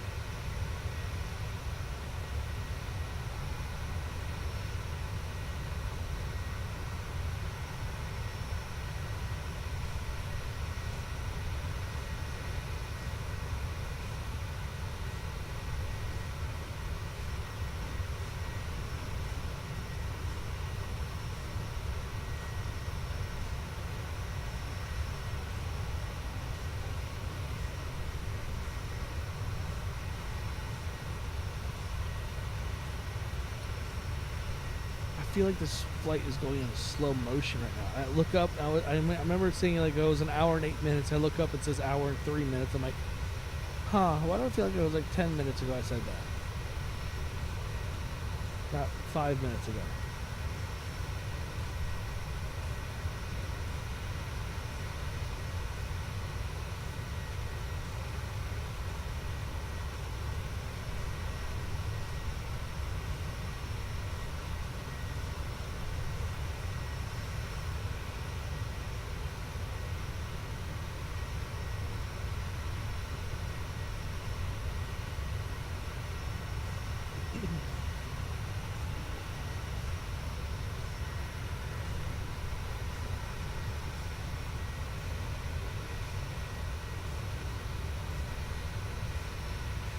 I could see that.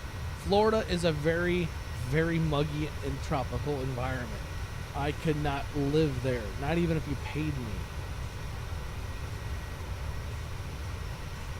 Now, they do pay people to live in Alaska, and I would love to live in Alaska.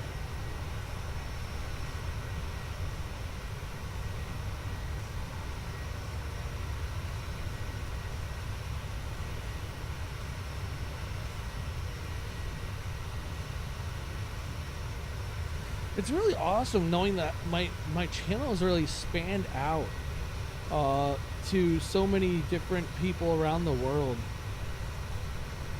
I honestly never imagined it ever reaching that far. Hell, I never actually imagined that he'd make it over 1,000 subscribers, honestly. But I have successfully reached that milestone months ago, and it's just been on the rise. Hell, a couple weeks ago, I got my first super chats, which was awesome.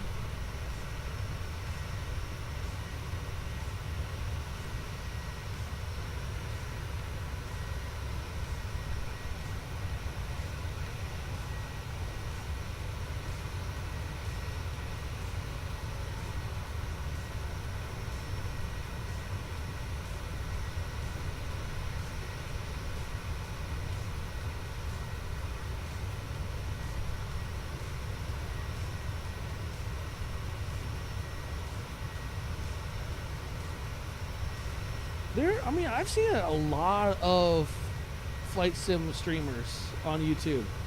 I mean, you have Aussie, the Aussie Simmer, I don't know but yeah, he has a massive following.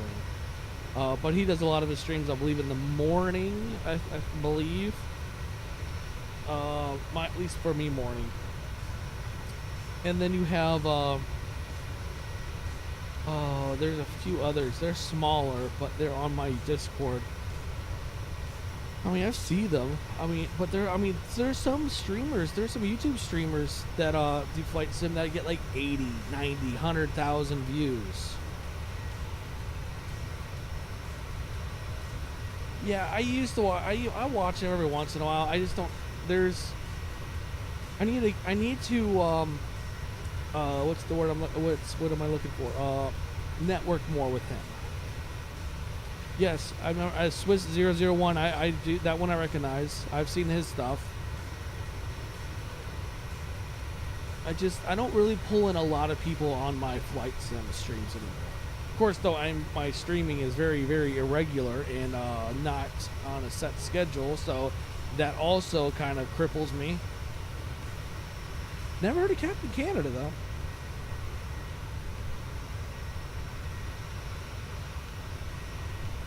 I mean, it's kind of crazy, though, because this YouTube channel was supposed to be for iRacing.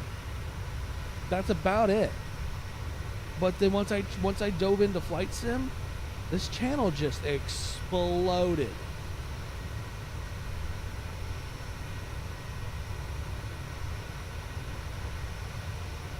I need to get back into Truck Simulator. I really do.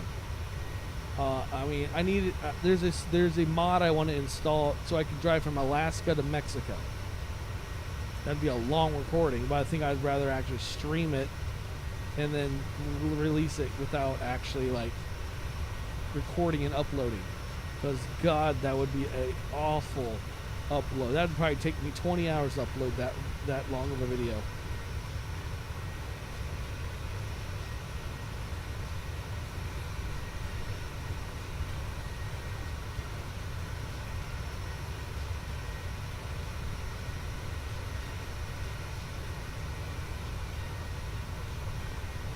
Heck, I've actually thought about doing farming simulator.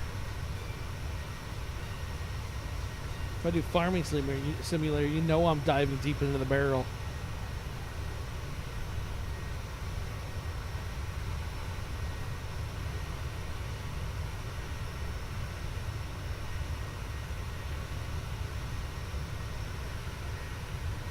Well, I did do a stream a couple weeks ago flying an F-22 around. I thought that was creative, but it still didn't do very well. I just like doing these long flights.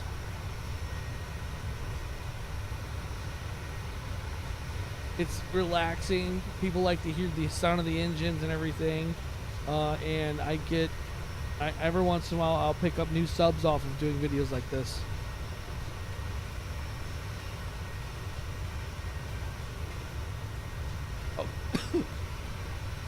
Air Force Proud.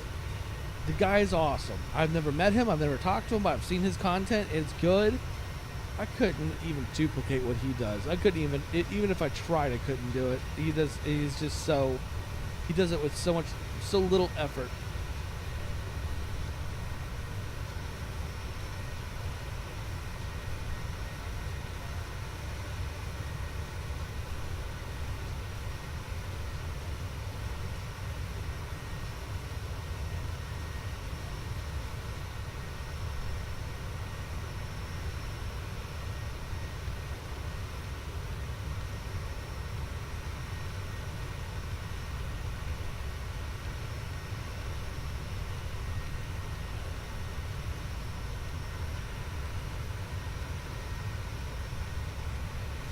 Really?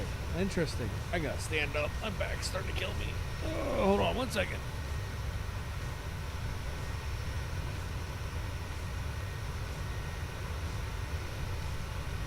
What I need to do is get I need to get a stand-up desk eventually.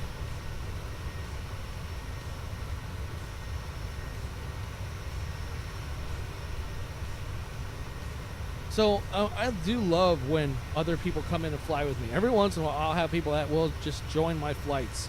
I'm 100% for that. Our Universal Starlight, he does that. He's out of Greece as well, and he'll join in. We'll have fun. It's kind of cool to get screenshots of him flying, recordings of him flying by. I usually, whenever I do those recordings, I'll turn those into shorts, so that pick up more people. It's really cool.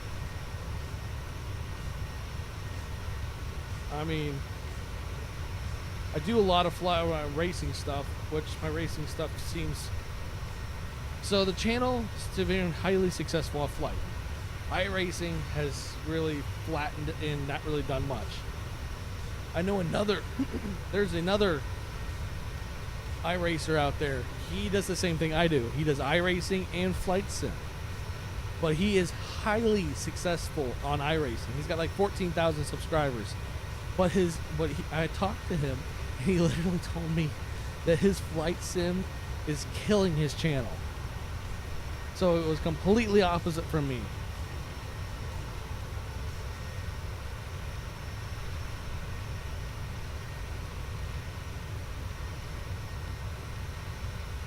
Yeah, I need to come up with something new off flight sim. I just don't know what or how to do it yet. I got to dive into do some certain things. Maybe, I don't know. I've seen some videos where people are like, they walk into the terminal, they walk into like you're a pilot walking into the terminal, going up into the plane on the sky bridge or whatever, the terminal access to the plane, and then just go into the cockpit that way. Nah, that's creative. That's outside the box thinking there.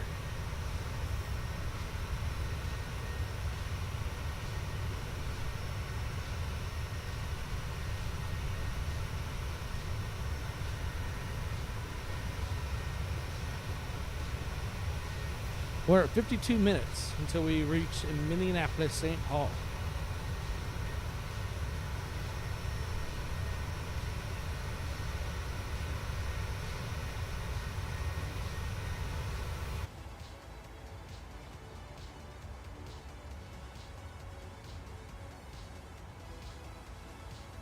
You know what? Actually, I gotta do something now.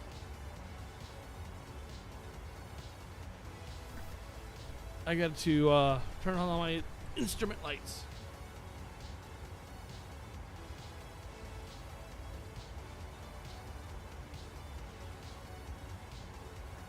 So I thought about actually doing like some different stuff in the future. I can't think what it was. Oops, not one. There we are. I thought about doing not like airline flights, but is starting to do like kind of bush flights, kind of like that.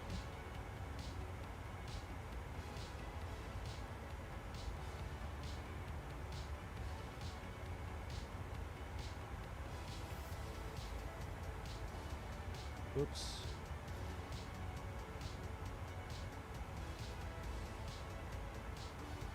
There, that's the brightness.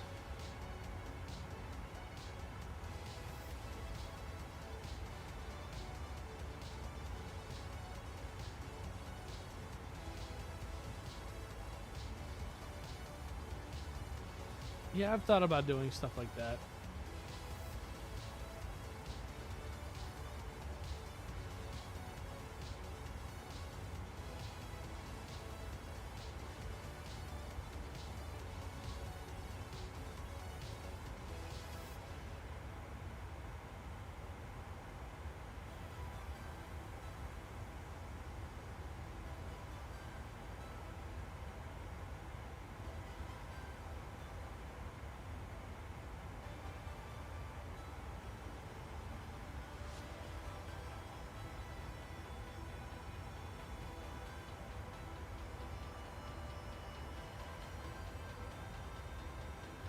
There we go.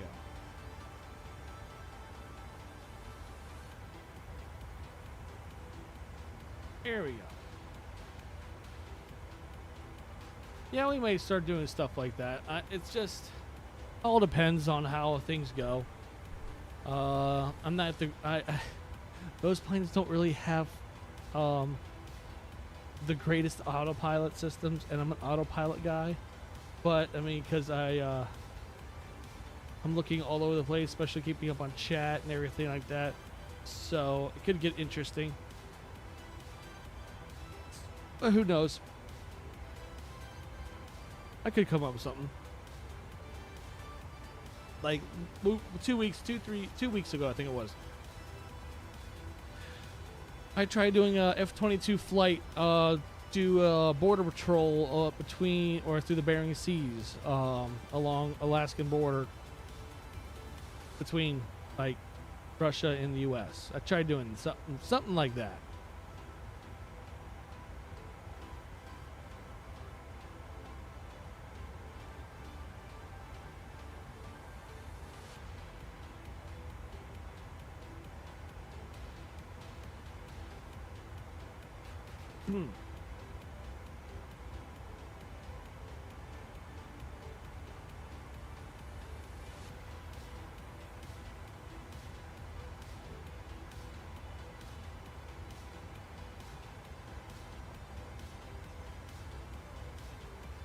Well, we're under 50 minutes.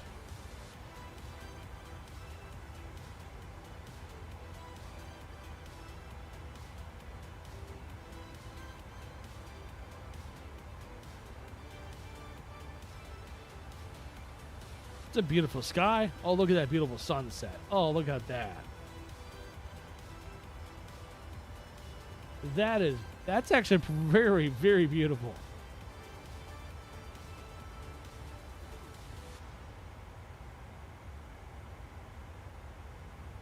That almost looks like realistic, like picturesque out the window type of look.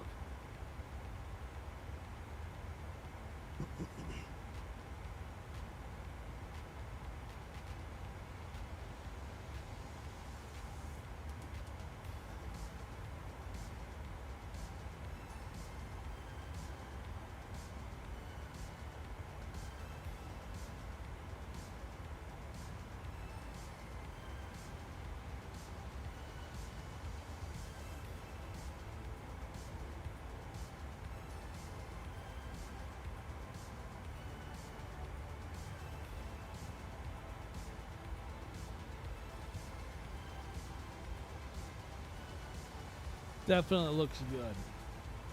Definitely looks good.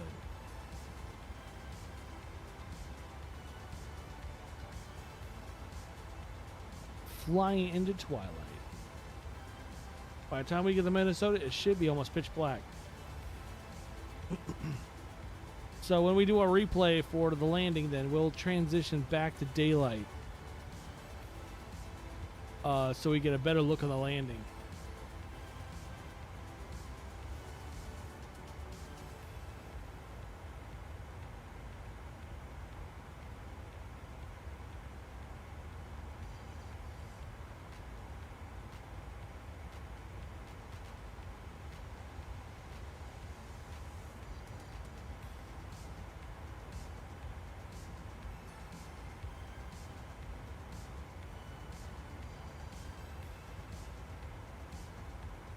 That is one red sky. Holy crap. Very red.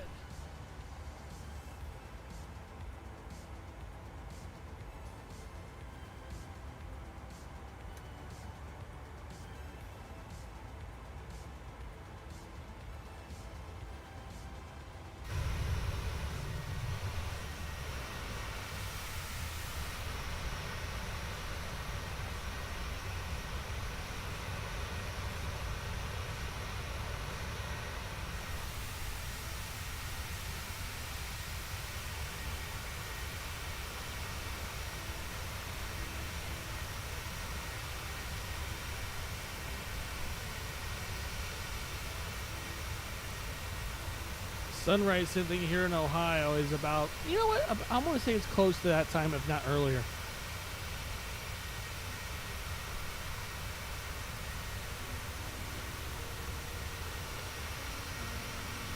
Oh, that sucks.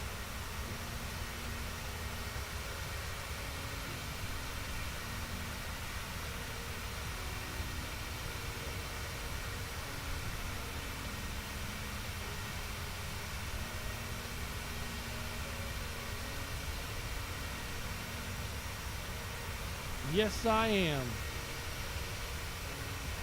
Been here almost all my life.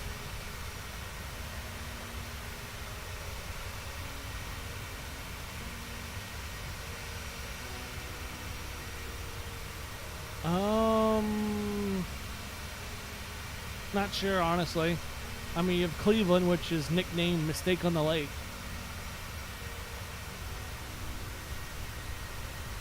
I mean, I like Ohio. There's everything you have. You have everything here. You have country. You have southeast quarter of the state is kind of mountainous. It's got a lot of hills. Not really mountains, but it's still very hilly. And you got the flat farmlands in the north. You got your metropolitan areas of Cleveland, Columbus, Cincinnati, and a couple others. I mean, you have everything here.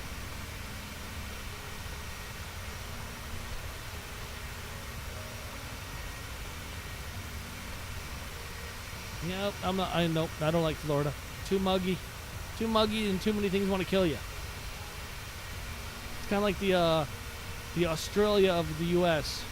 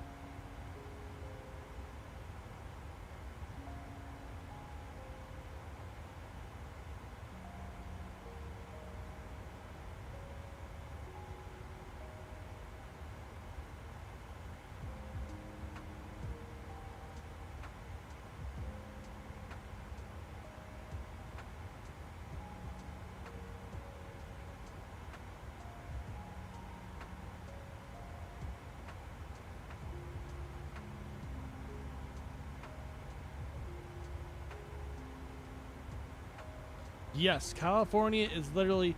So most people in the U.S., we joke around. Some of us joke around. And we want California just to fall off in the ocean. Just have a massive earthquake and fall off into the ocean and good riddance.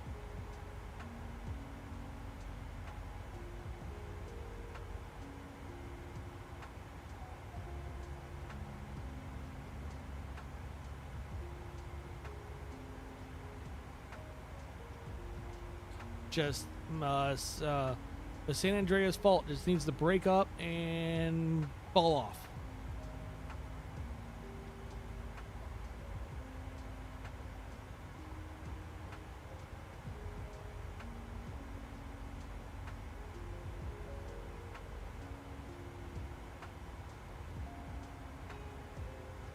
All right, since we're less than an hour out, we're about 45 minutes away. Let me get the barometric pressure of the airport. KMSP barometer. Metro.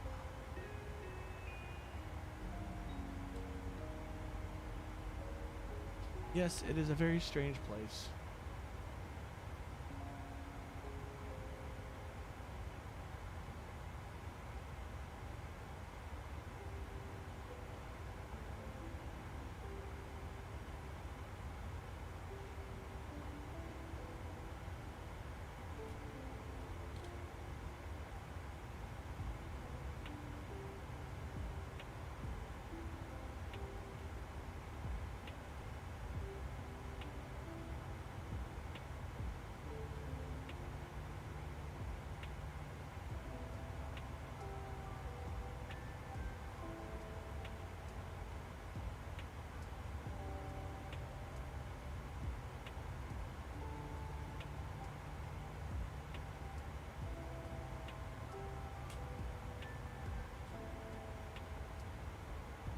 All right.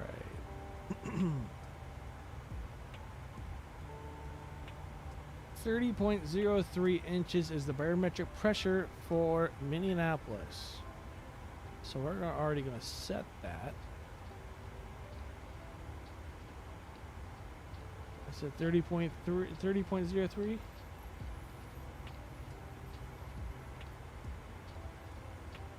There. 30.03 is the barometric pressure. Well, it did not keep that, but it's all right.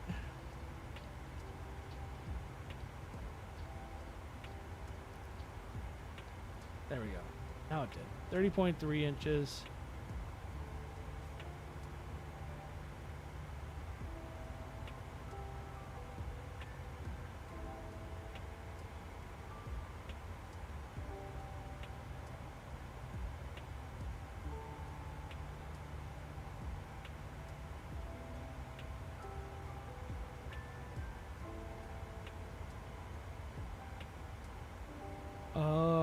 We should. Torgy is when we start our descent. That's in the next 190, almost 190 nautical miles, or more, actually. Oh, I think it's 180, 174, if I'm reading that right.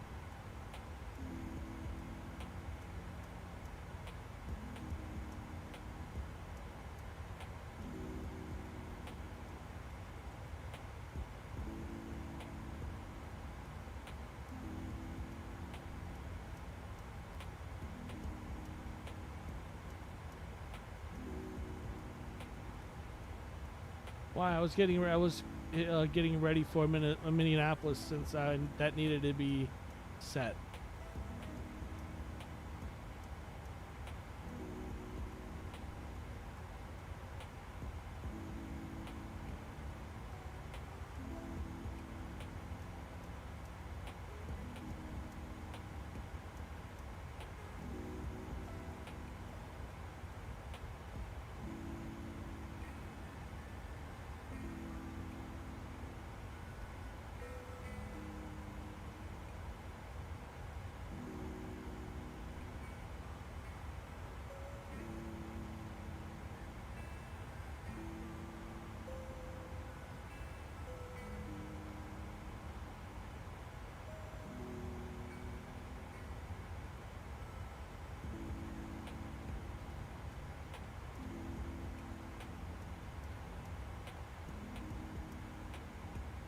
If you fly with traffic, might as well turn on TCAS?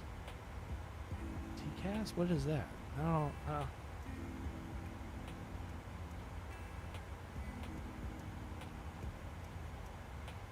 Oh, I forgot to turn this up.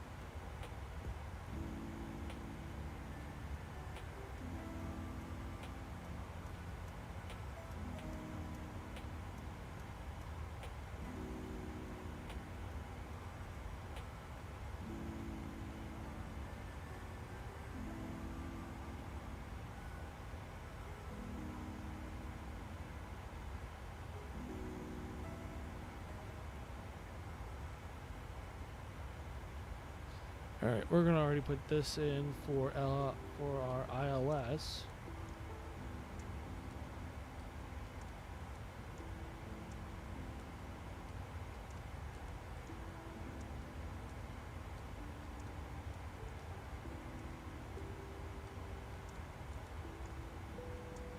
But it's detecting this as ILS. So I'm seeing the frequency right there that I need to put right there.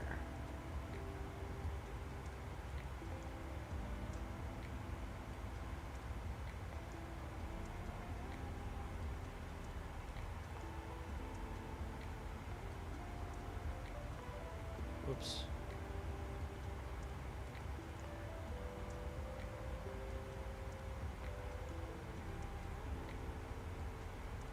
But it doesn't like it.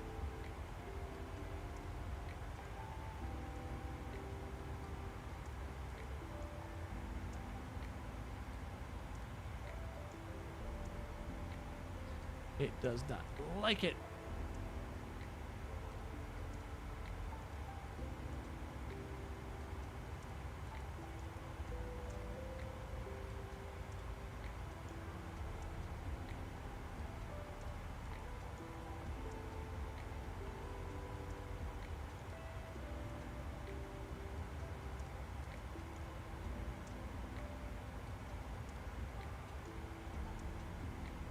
Or is it 126.95?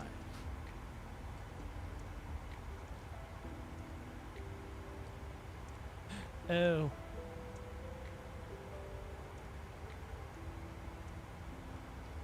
Alright. Didn't think about that. Whoops, wrong one.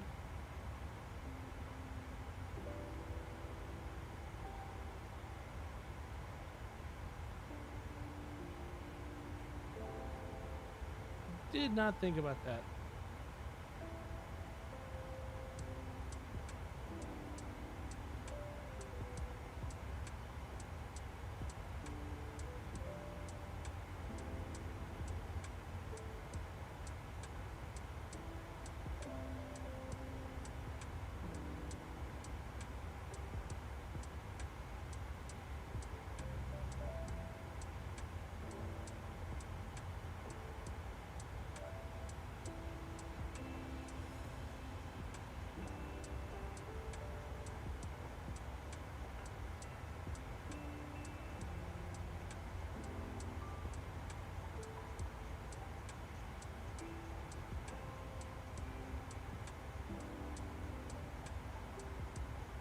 So those are active, yes.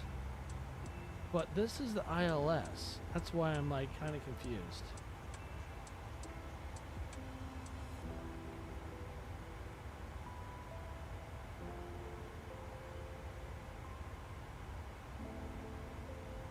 Because that's saying 110.50, which is what this is.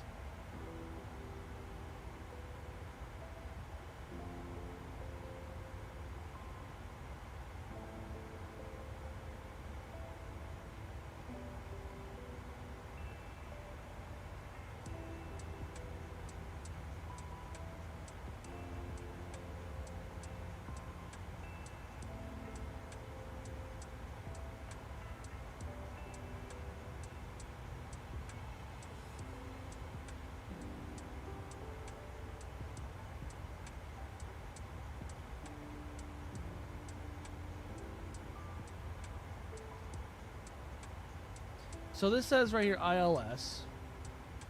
ILS is 110.50. Well, it's not. That's what's on the screen, and it's, as far as I'm aware, whoops, that is the ILS, unless I'm wrong on the ILS frequency.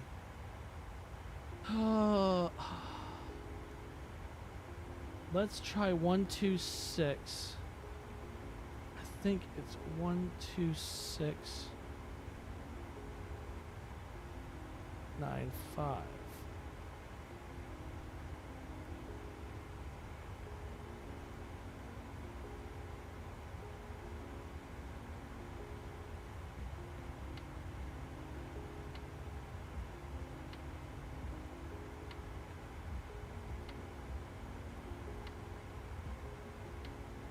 that's even wrong.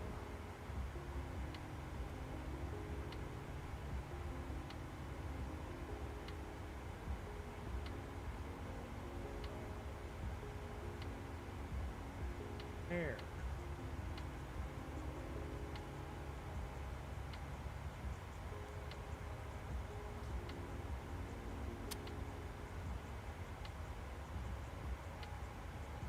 Well, let's try this.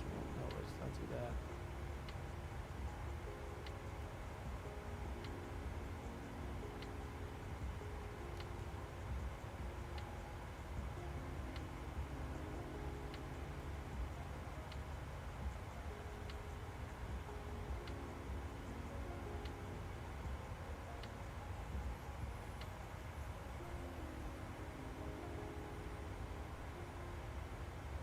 Well, I see this down here. I'm gonna try this right here. 135.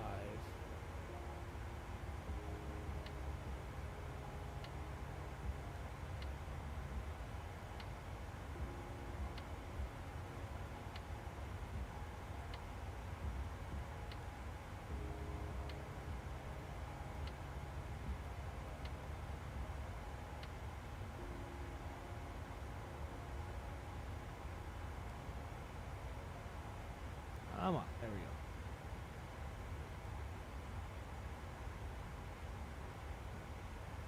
Oh wait, that's all wrong. Yes.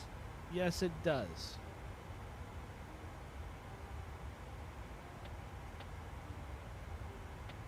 So I need to put this in here and then tell it to go active standby. So this has to be it. It's just why is it not liking?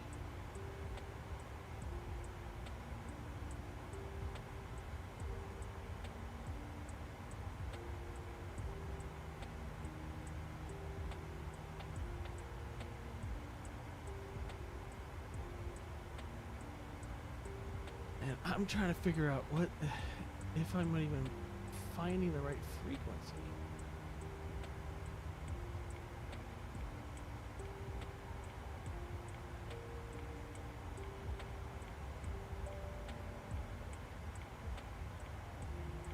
I have 30 minutes to figure this out. Actually, less than 30 minutes, technically.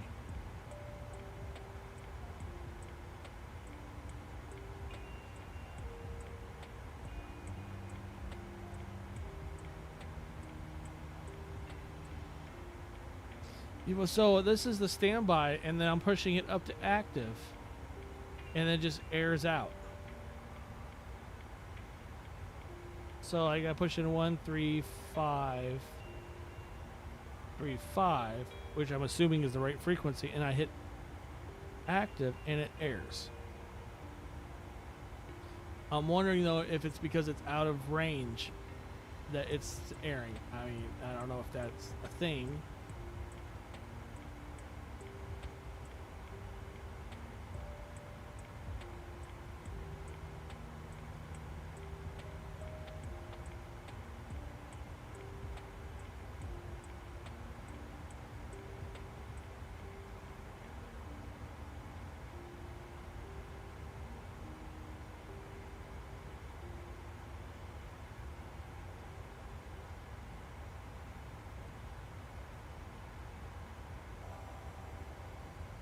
I'm hoping I got the right frequency from the plate,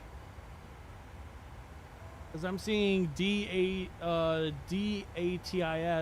arrival 135.35, but there is also a Minneapolis approach con, which under 12 right it's 126.95 or 335.65. Which 12 right would be 126.95, which makes me think that's probably the one I want. 126.95.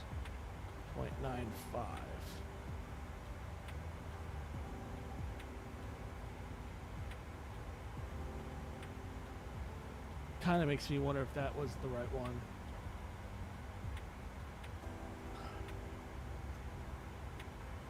Then you have the Minnesota tower, 126.7 for the tower.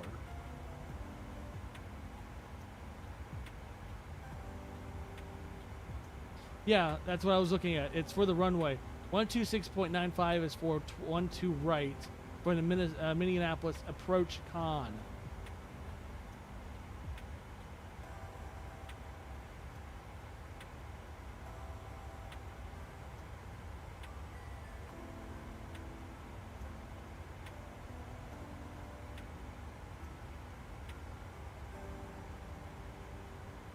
That's why I really wish they would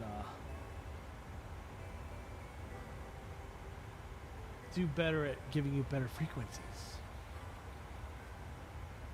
Be more precise. Of course, though, I mean, people do have airline pilots have much thorough in training other than a crash course. God, I can't think. Crash course. And it airs. I got an error when I set it to active.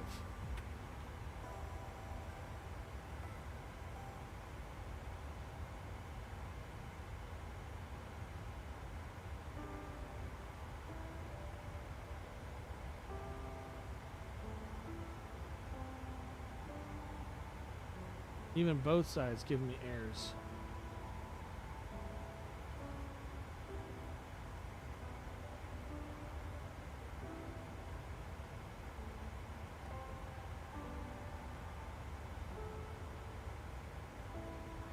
Not sure where you would find that in the FMC. Look, radio and radio.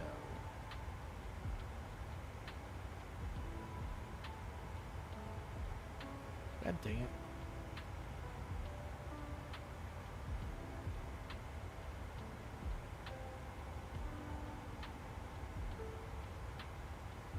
Radio.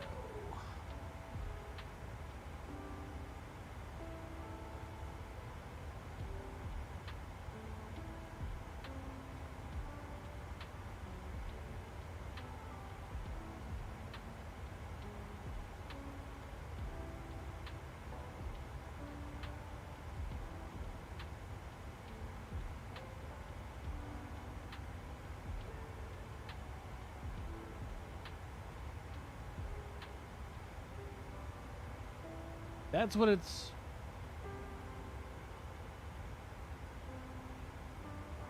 Where'd you get that at? Oh, it's that up there. I see where you... It's 110.3. I see exactly where that's at. What you got that at. Wow.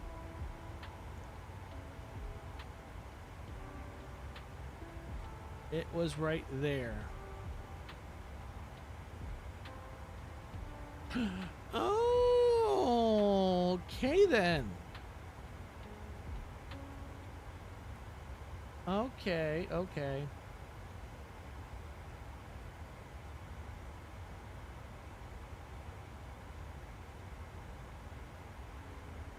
And it took it. Wow. I'm a dummy.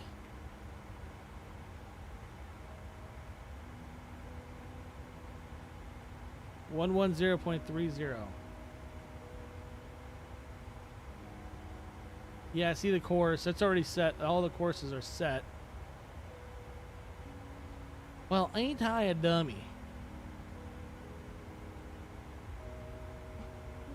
I'm a dummy. I didn't know the FMC actually had it. I don't have to go hunting around the internet then for it. But as soon as you told me that, and I looked up at the plate I have, and I see the LOC DME is 110.3 channel 40. Approach course 121. Now I know that is what I'm looking for. Well, that's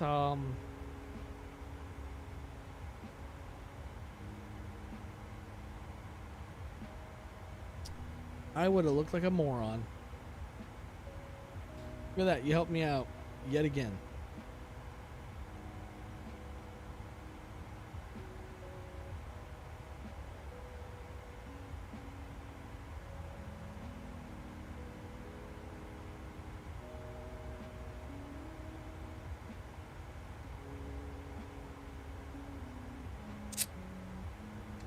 Well, now I know where to look. I know where to look now.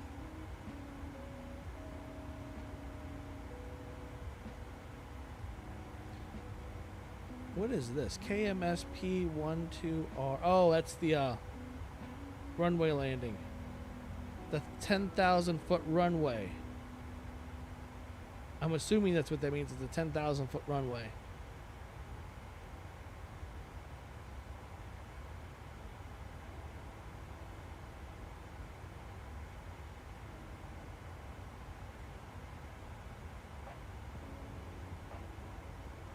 Select flaps config. I usually always go full, so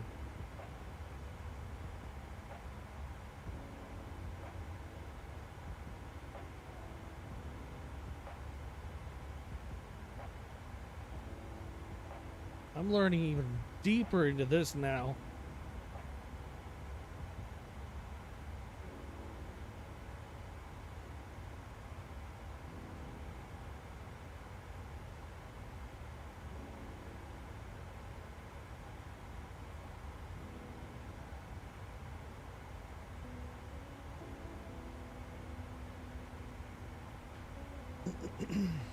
Well, I've definitely learned a lot more into this round again. So there is that.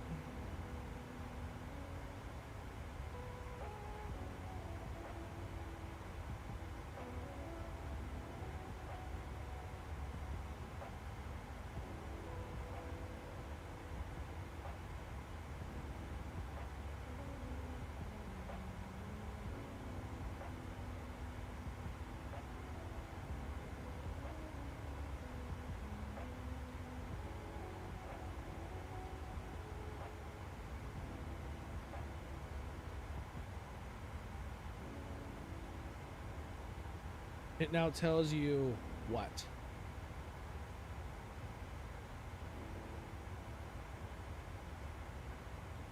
Oh. Oh. Right there. There's so many things I still am learning about this plane. Thanks to all my great community.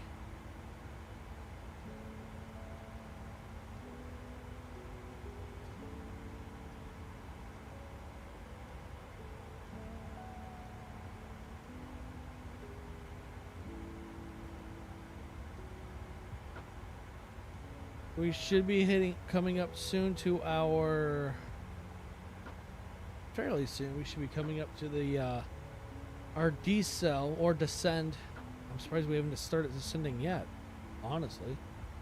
Oh, yeah, it's right there, it's on the screen. Time to descend. 10 miles out.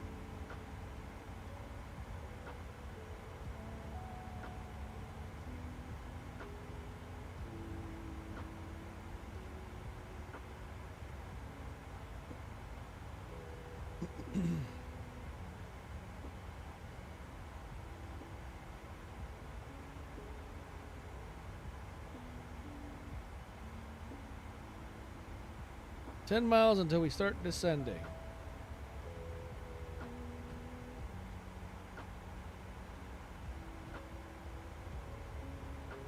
And we're already, looks like, well, we're accelerating, it looks like.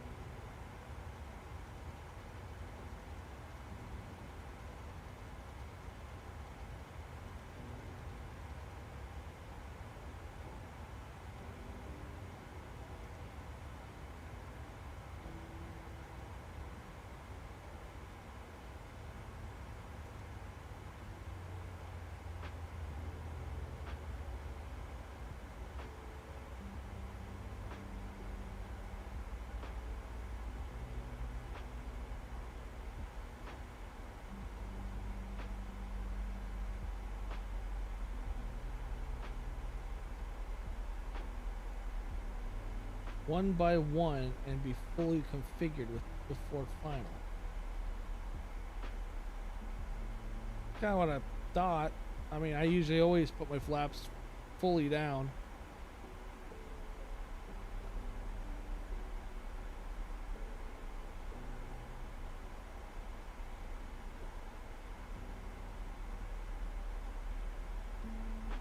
Wait, what is this? We're gonna go down to 32,400 feet, and then after 30, damn, that's a drop. 32,400, what we're going to right now. After the 32,400, we got to go down to 13,000 feet.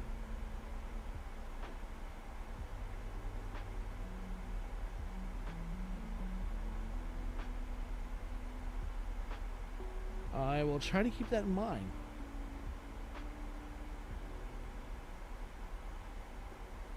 Now we got to go down to 13,000 feet. Holy crap. That's called a rapid descent.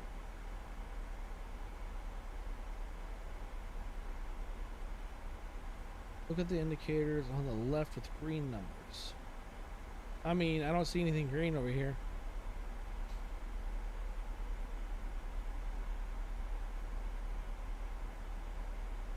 At least not yet.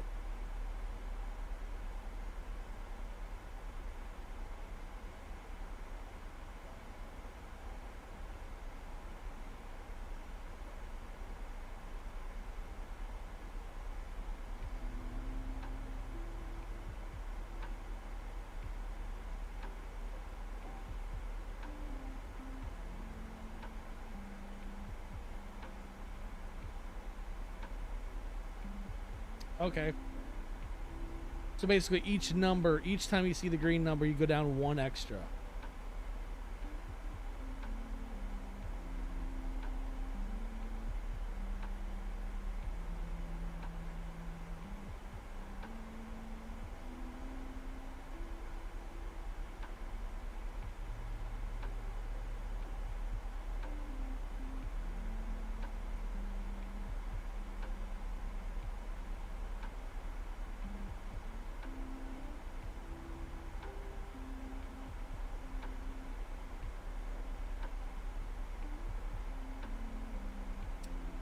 Do I need to set my barometric pressure? I'm pretty sure I need to set my barometric.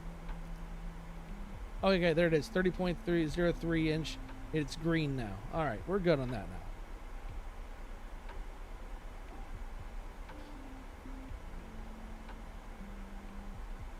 now. Oh, well, okay, well.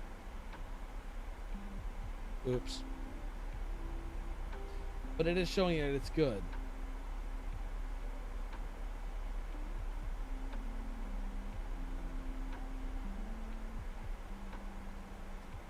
Okie dokie.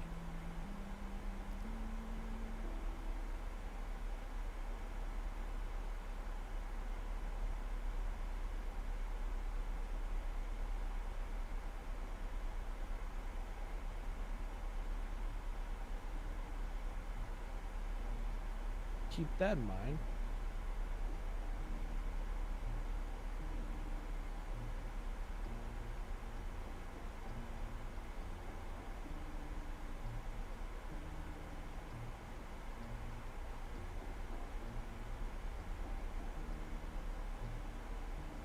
Passing, we're at 27,700 feet and still falling.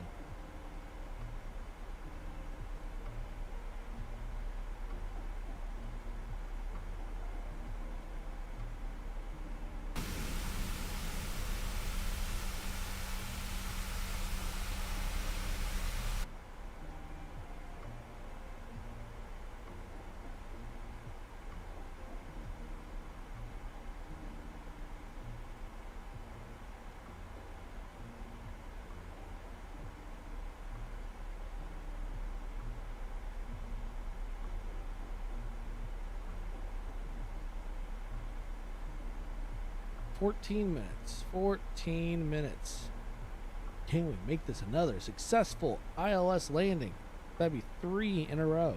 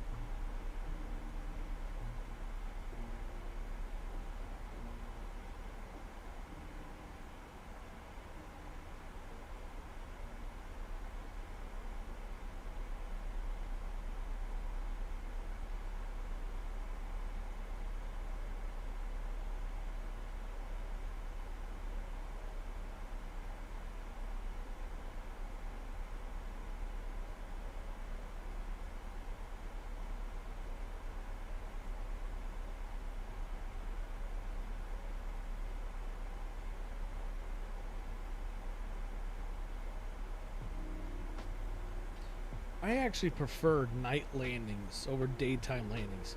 I could actually see the airport.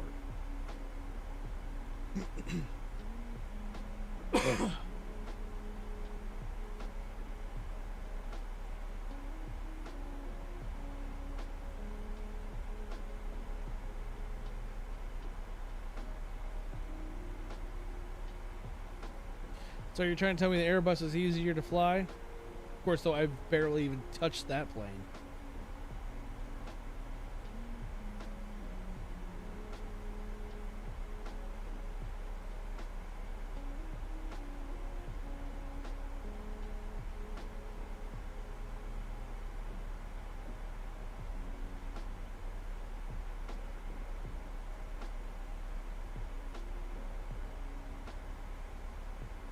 Oh, how are you doing there? I'm gonna call you Mr. M.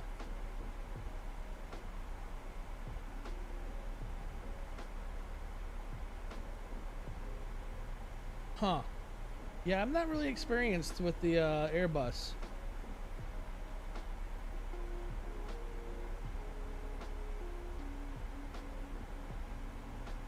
Cool. What's going on, Mo?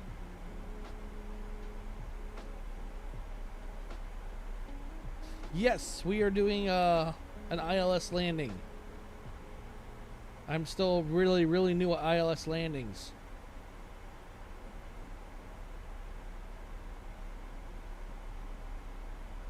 Oh, that's cool.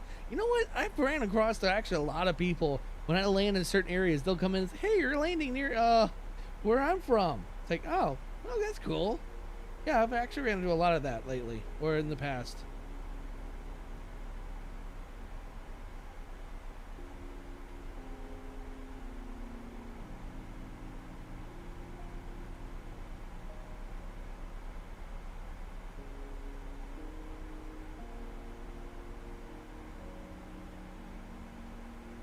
All right, we're passing below 20,700 feet.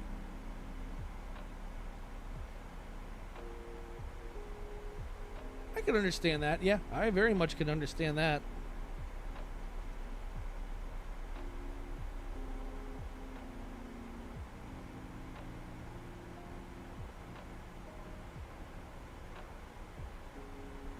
It's my first flight to Minneapolis in Flight Sim.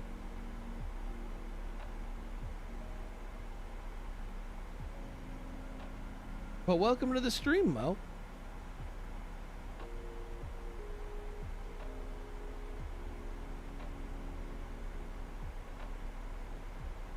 I am not, unfortunately, but I will be doing another flight tomorrow night about the same time. This was it's actually approaching 3 hours. It was a good flight, very calm. I'm trying to come up with new ideas, different things, but I do like doing long flights just because I like to have the conversation with like having conversations with the community. Just like you see right here. If you look through the list, this conversation I've been having with with the other person in here. I want to call him Havoc. I don't. It just looks like it says it on my screen. Yeah, him and I have been chatting the entire time. All right, we're gonna go ahead and press that now.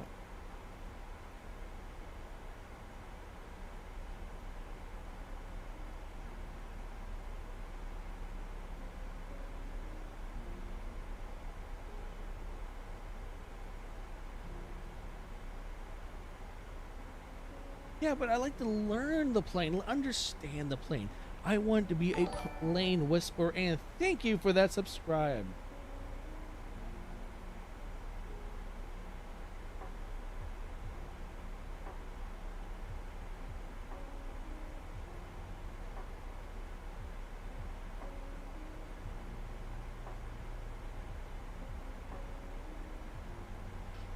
All right, we're coming up to our next waypoint.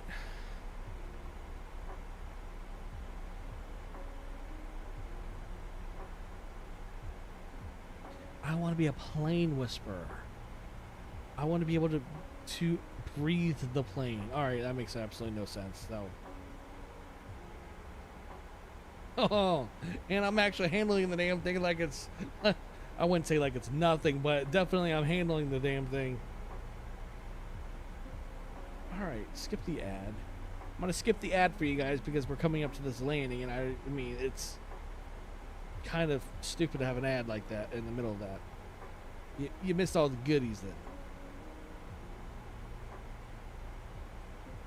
So you're saying the 777 is way more automated than this? Well, I'm looking forward to that.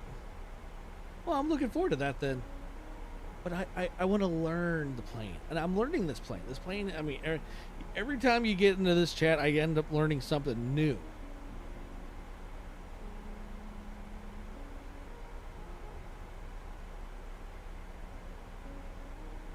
And I've already said this plenty of times in the past streams. I am planning on doing a live stream with the 777 once it is released. It will be a long, super long flight. It's going to be Atlanta, Georgia to Incheon, South Korea. A flight I've actually done in real life. I think it was like a 13-hour flight. Yeah, Captain Sim's 777 just I have it. Regretfully, I have it.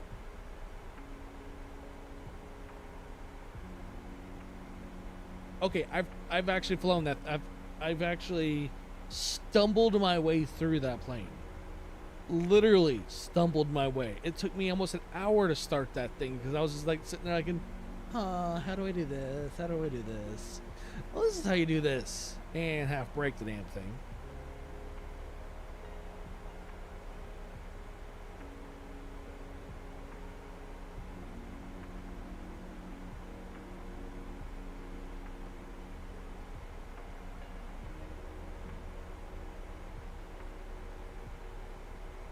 All right, we are right now passing blue at 14,000 feet.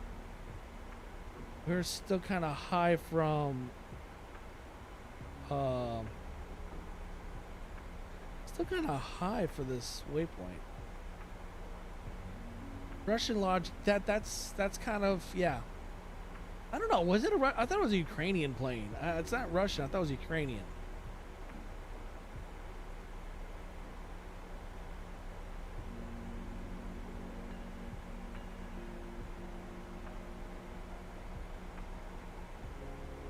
So is it this mark you're telling me that I need to, once it hits this mark, I need to drop one flap, even though it says up?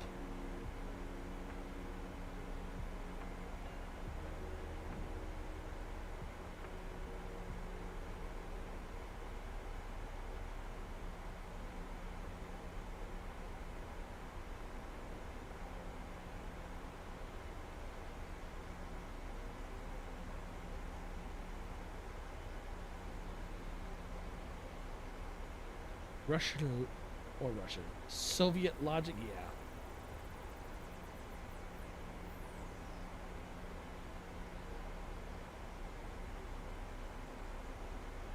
All right, we're passing down to, we need to go down to 9,000 some feet.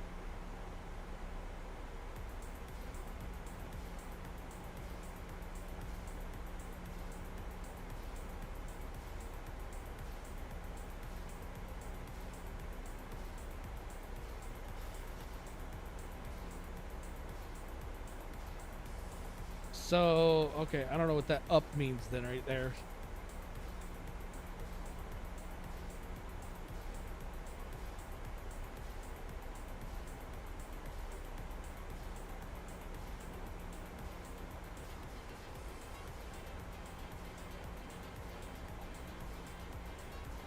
All right, looks like that's our decel marker. I think these are both decel markers.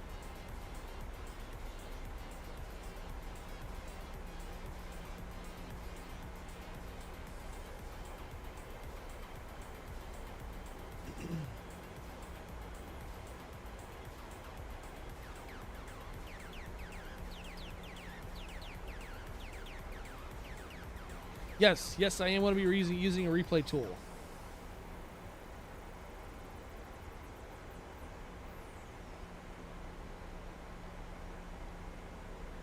Ah, okay. That's good to know.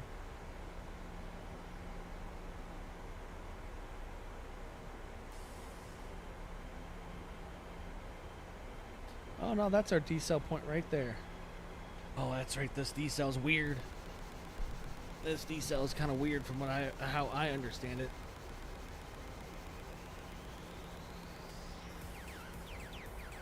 All right. Banking. Quite the bank. And also, I'm going to be changing the time of day. Yeah, well, the flaps are already up, so I'm not really, I guess, concerned with that one.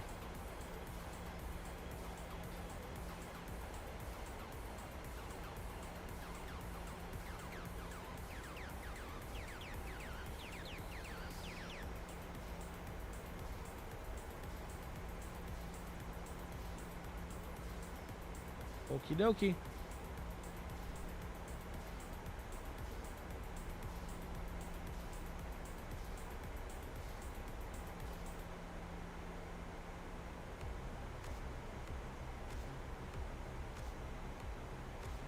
So I've never done a flaps configuration to the FMC, so this is the part, a new part of the obstacle of this plane.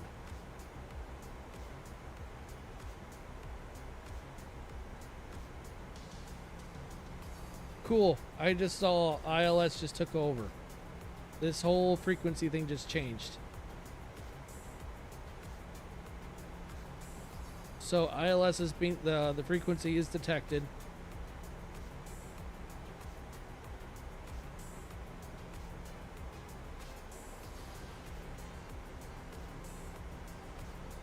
All right, we're gonna go ahead and flip on landing lights.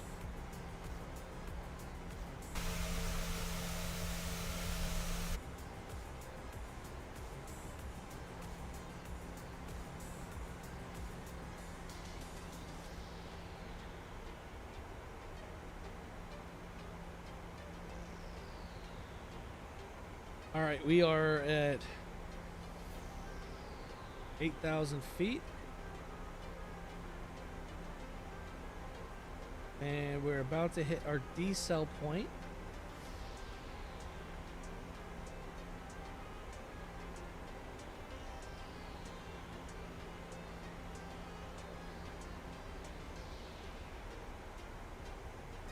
I'm going to go ahead and, so I don't forget, hit the record button on. Oh. Well, that's interesting. I've never seen that before then. Alright, it is now hit decel.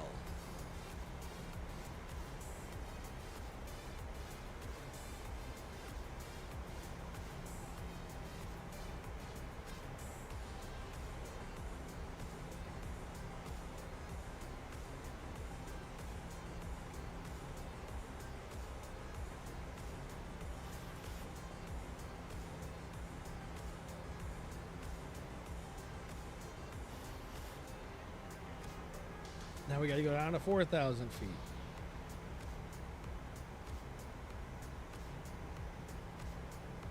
Ten, 14, 10, 13, 10, 12.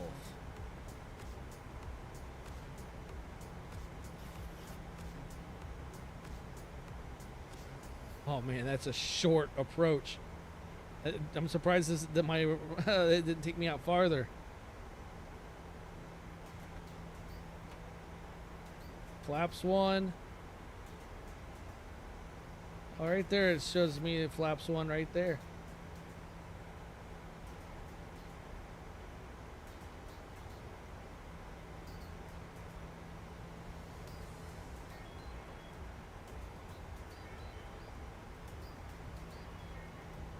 Does that mean flaps 2 right there? Flaps 2.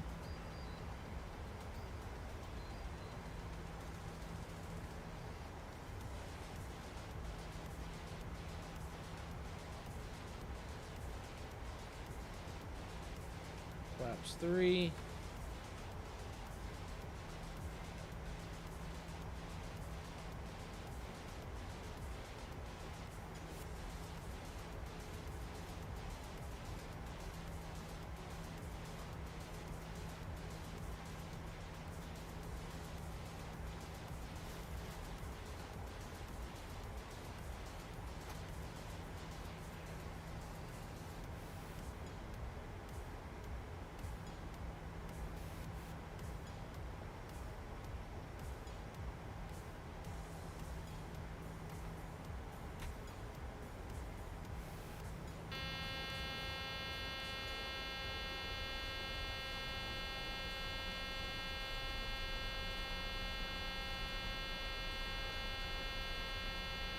Well, it didn't like something.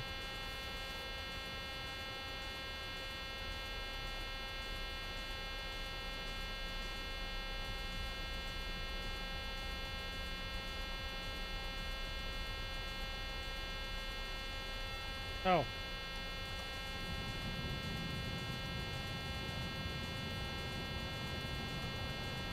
Oh, I didn't know this. I didn't know there was a gear noise.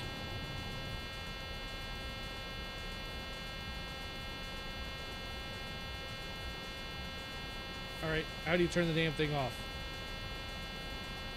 He does. He Okay, there's the gear. And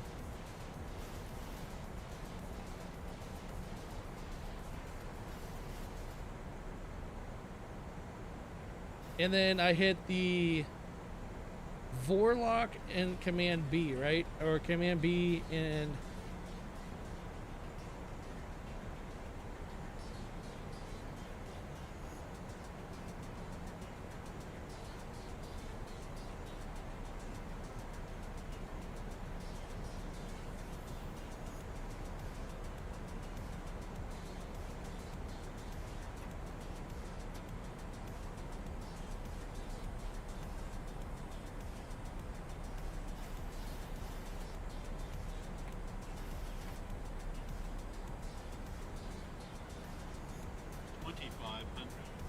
Cool, all right.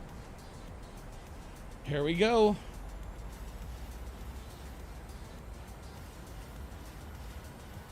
Altitude's right there.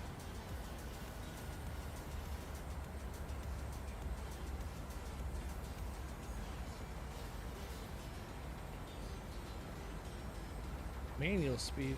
Wait, what?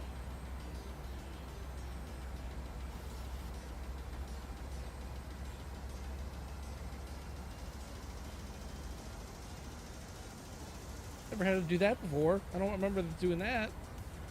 Set manual speed 140.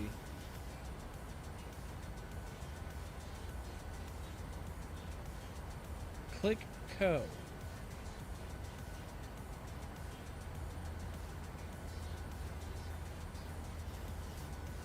I'm clicking Co, but it's not doing anything. Oh, he's a hardcore. He's definitely a hardcore simmer. He hasn't done it though in a while. I think we're kind of good.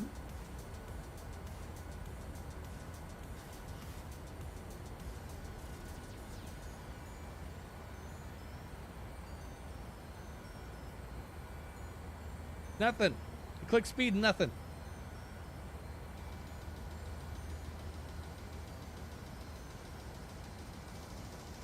It does nothing.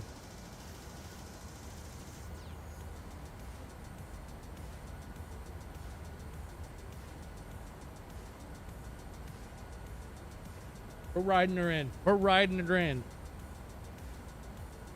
I still feel like I'm high. But we're at 1,000 feet.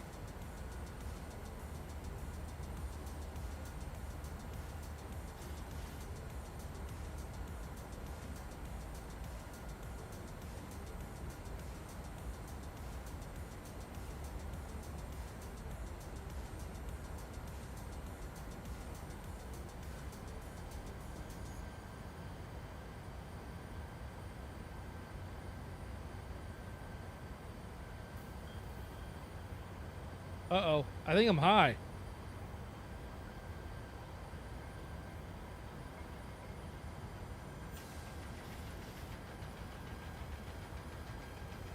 I'm high.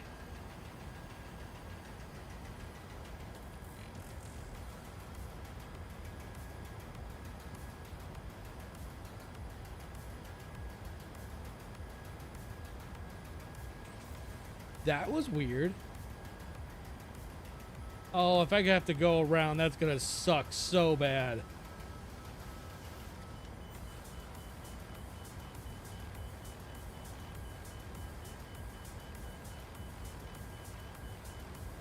Oh.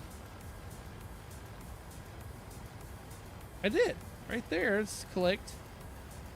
I wonder if I needed to click that. Hi. Well, I guess we're doing All right.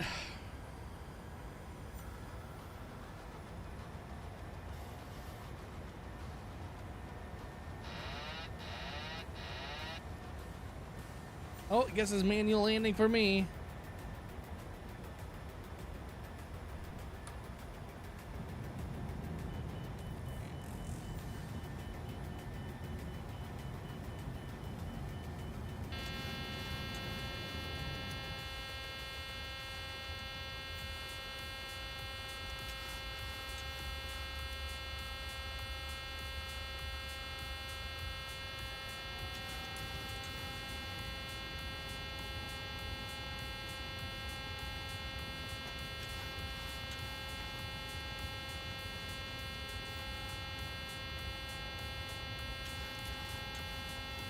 Wait, does it seriously have a...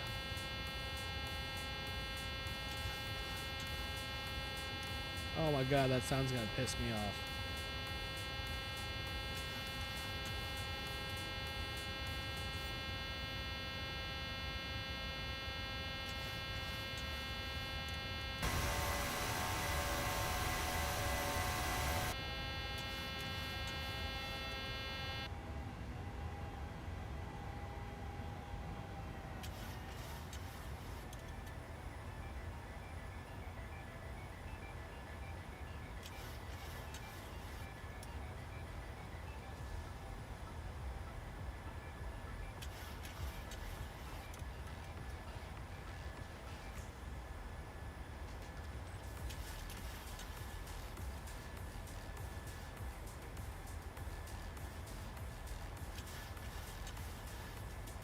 Well, that was not according to plan.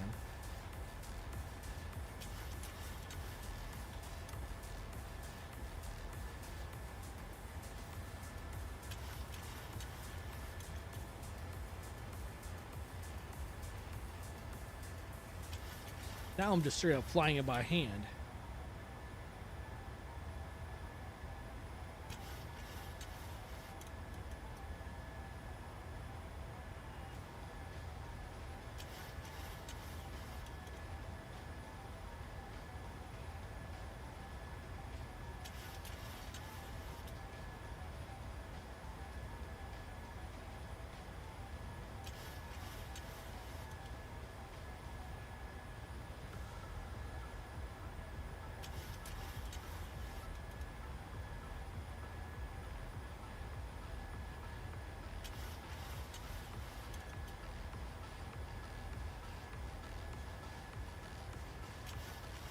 Oh, I didn't. So that's what I messed up. Well, I guess it's going to be a reattempt. I'll just have to turn on auto throttle back on. And then hit Command A and B. And then approach and Vorlock. And we should be good, right? Unless do I have to manually land this now?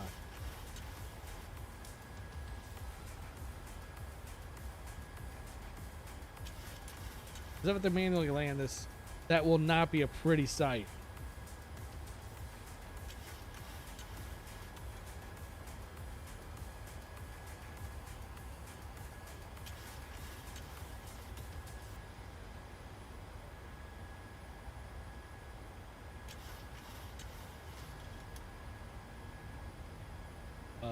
Okay, autopilot it is.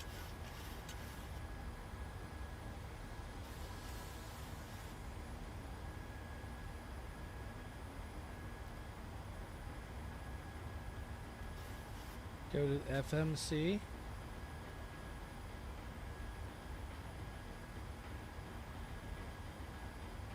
Oh, it shows a holding pattern.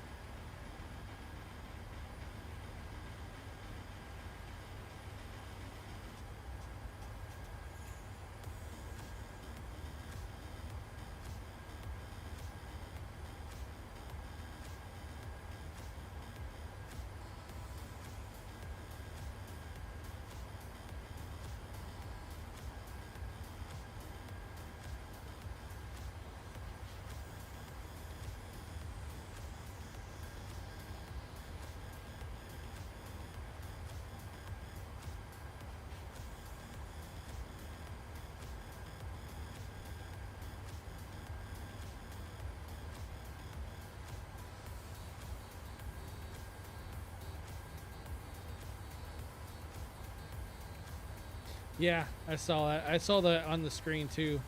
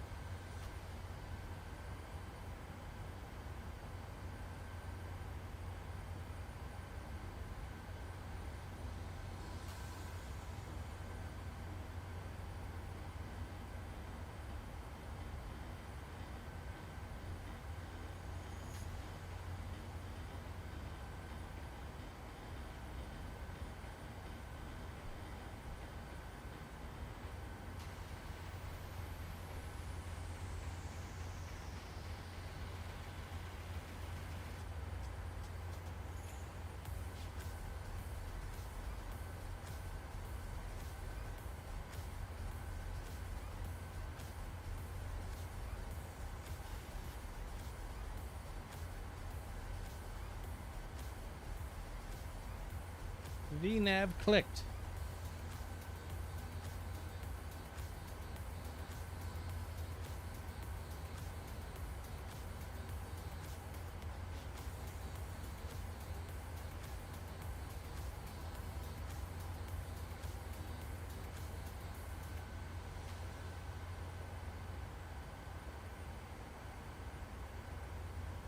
Oh, and LNav.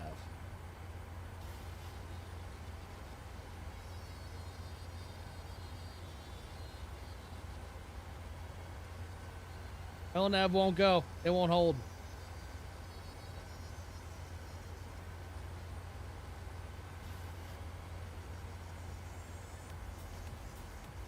It'll light up and turn right back off.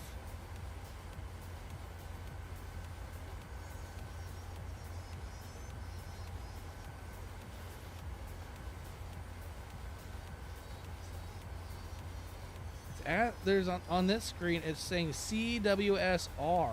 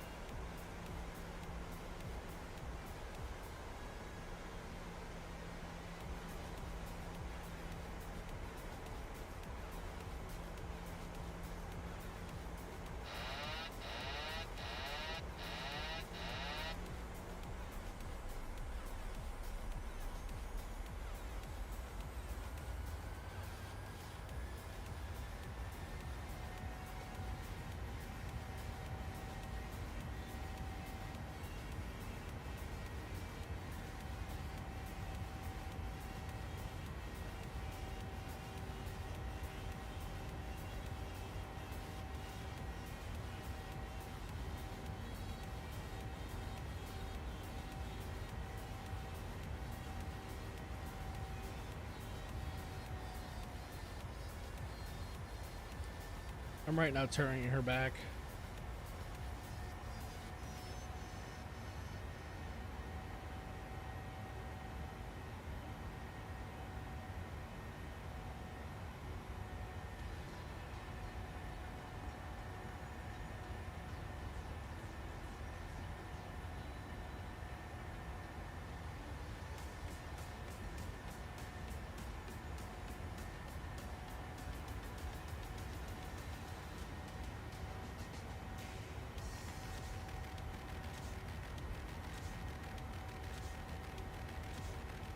Yeah, I kind of figured as much.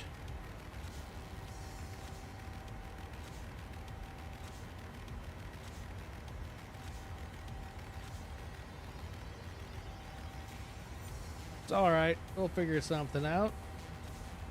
We'll get these people to Minneapolis.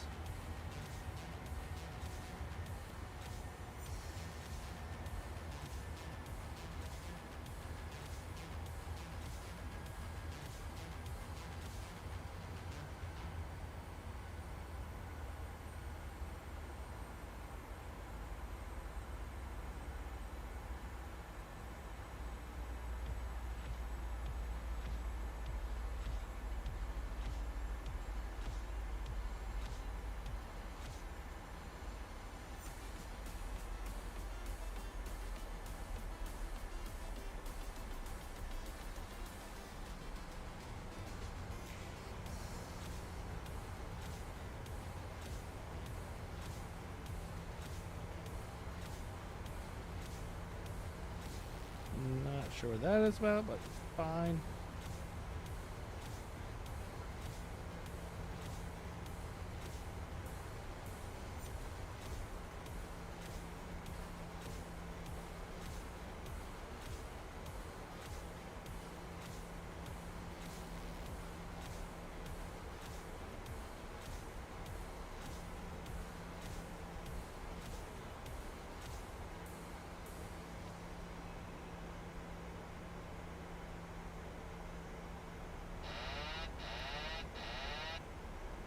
Go ahead and line her up before I do anything.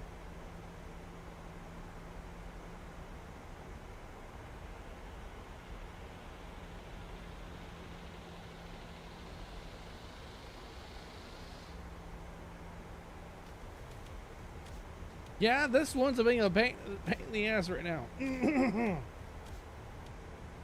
This one definitely is not being kind.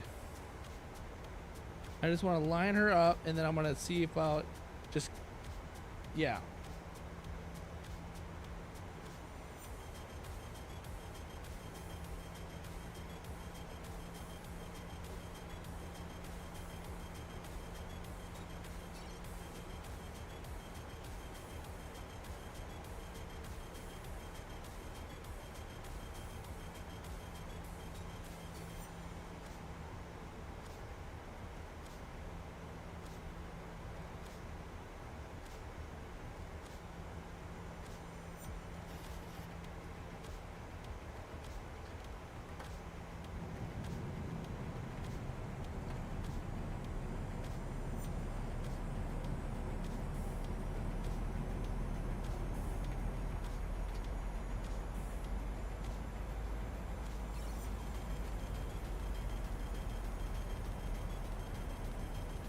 Why do I have a feeling this isn't going to work?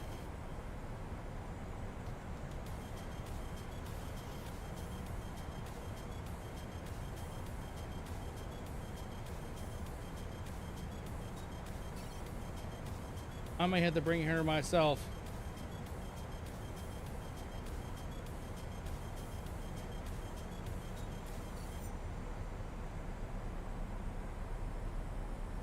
I'm not lying.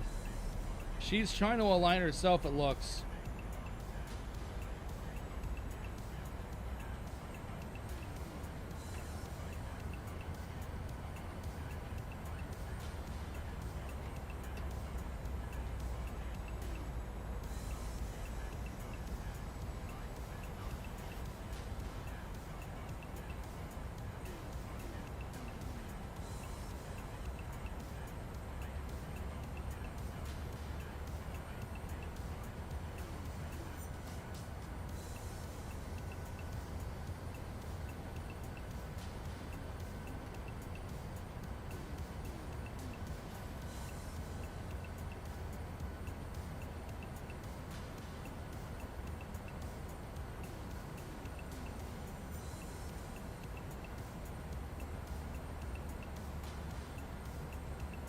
I see that down there. 2,500. But she's dropping.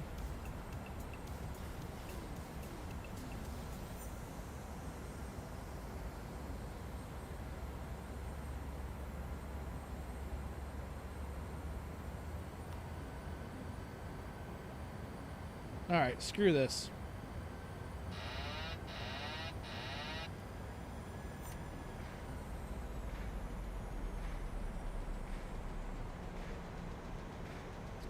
We're going old fashioned.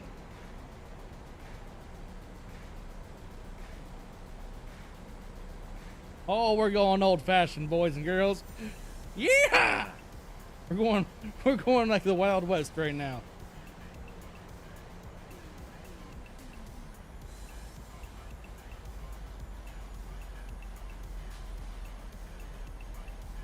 Oh, damn it, my heads.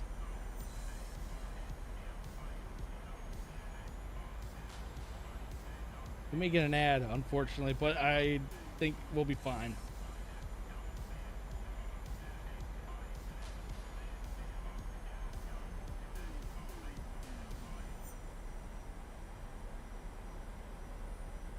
All right, we're at 1,400 feet.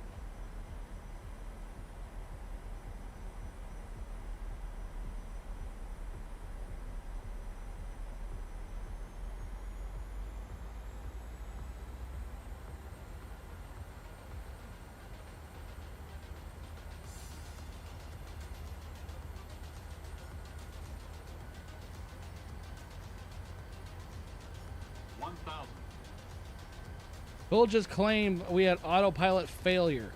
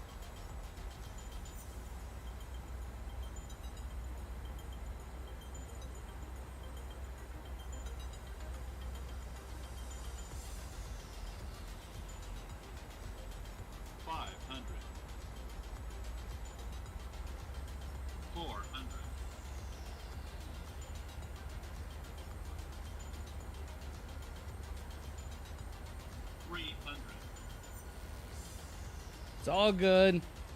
If it's one thing I've done a lot of, I've done a lot of hand landing of this plane. Am I good at it? Not really. But I can definitely stick a landing. 200.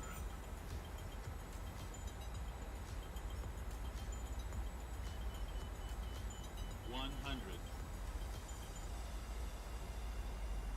50. 30. 20. 10. Airspeed low. Airspeed low. Oh!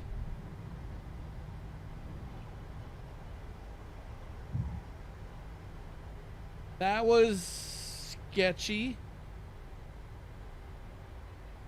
That was probably the floatiest landing I've ever had. That was definitely some floating in the air there.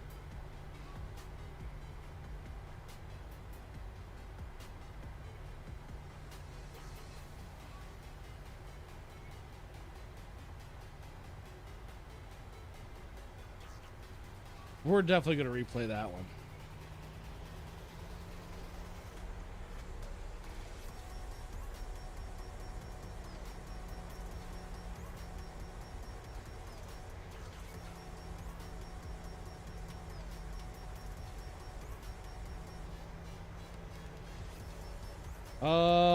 Rating.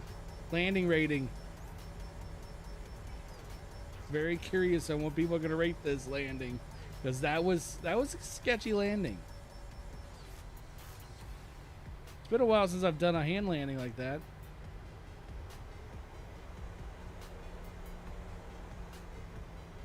We're just gonna park her up real fast so I can turn off Volanta so it doesn't keep recording landings after landings after landings.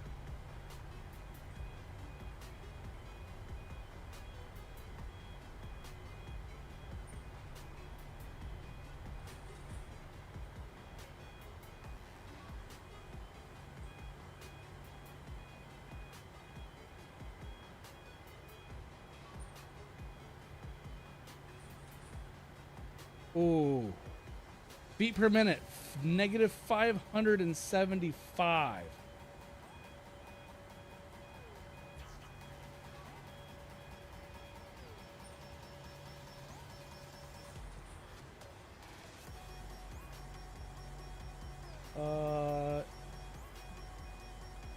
Where is my end flight at?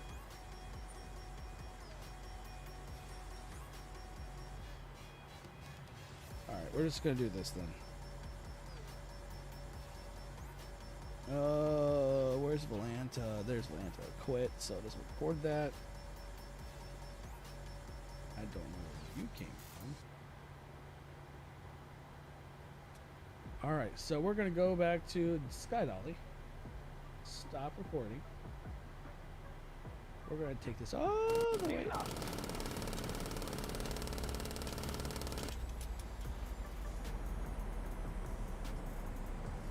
Positive rate of climb. Alright, so what we're gonna do is this. We're gonna come up here. Change the time of day. We're gonna do daytime.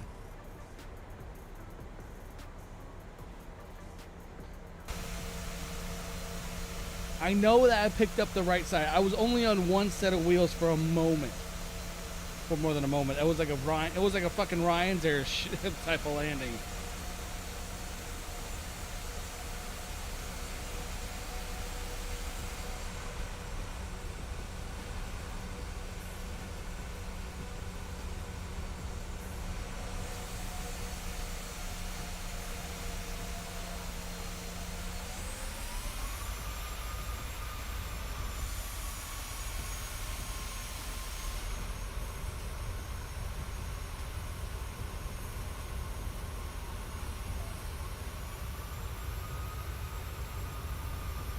So I brought her in. It was really, really good bringing her in. It's just the landing is what got me. I kind of tilted her, I think, too much.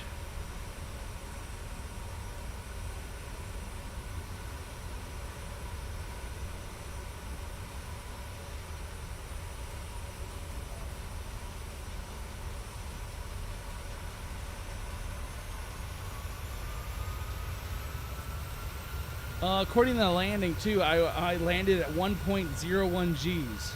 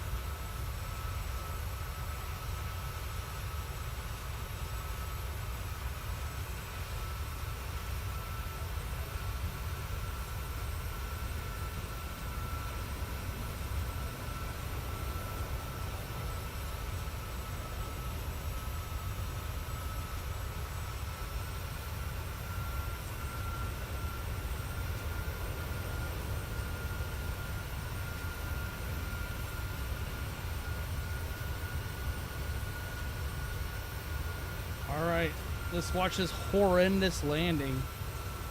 People are going to walk off this plane like, I'm never going to be riding Southwest ever again.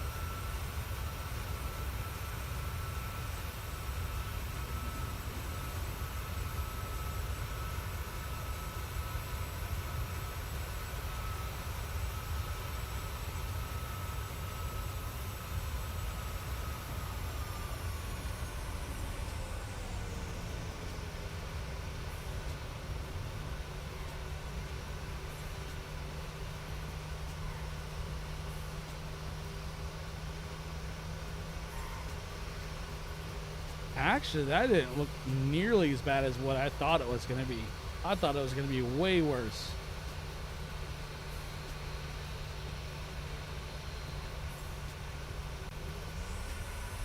I thought that was going to be way worse. Because, I mean, if you look at the passenger view, it probably doesn't even that hard of a hit. I mean, it was only a 1G, so it was only a slight touch. I don't even think I broke it. I don't think it would have injured anyone. It was only a 1G.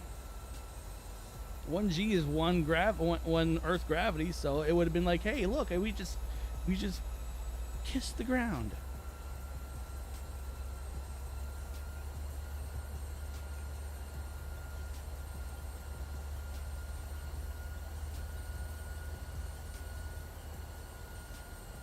Honestly, I'm not using. I mean, only mods I have is the plane itself. I have the traffic mod for air traffic. That's it.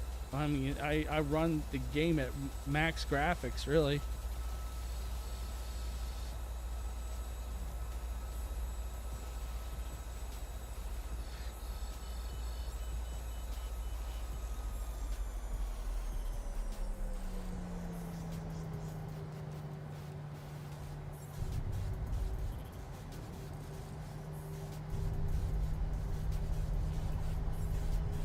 Only bounced it once. Only bounced it once. It just went on. It bounced and it teetered on one set of tires. It's like, no. Let's try one more view.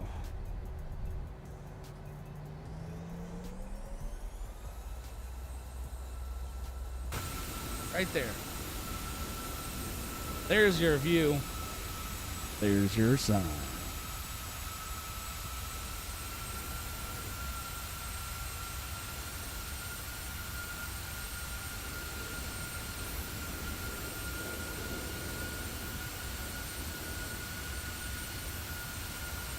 I mean, is this a classic like Southwest airline landing, or is actually no? It's not. It's going to be more or less your classic Spirit airline or Ryanair.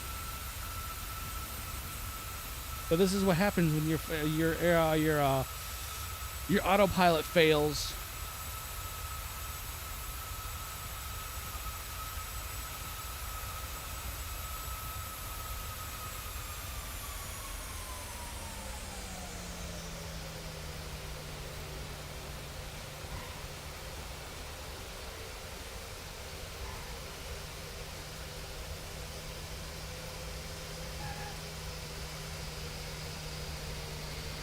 I will say this though, I did not bounce it completely up. I just the right side came up. That was it.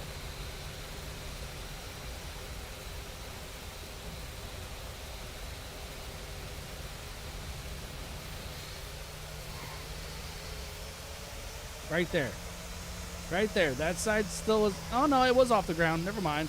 I was wrong. I did bounce her.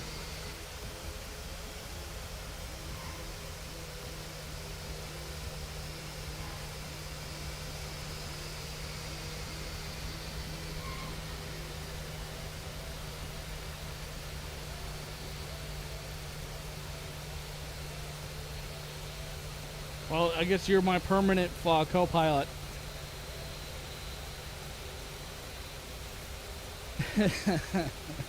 Yes, you are now my co-pilot.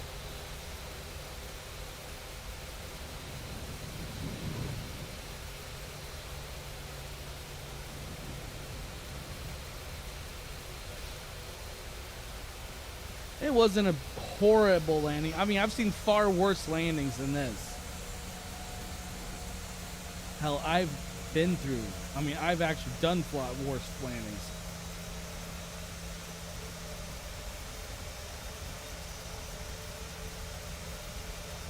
Well, that wasn't bad.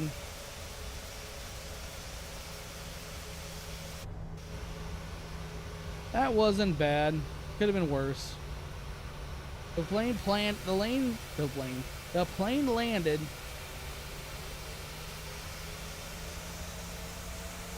It landed fine, yeah. I mean, it was definitely satisfying. I mean, it could have been better. Yeah, it could have been way better.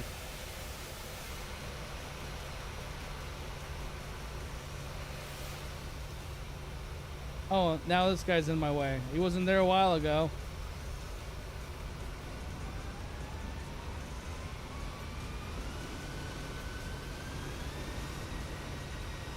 But it is what it is. Wasn't bad. But like I said, we'll be back tomorrow for another live stream. Roughly about the same time. I'll have to figure out what we're doing for tomorrow's flight. I'm gonna see if I can try to make it fun.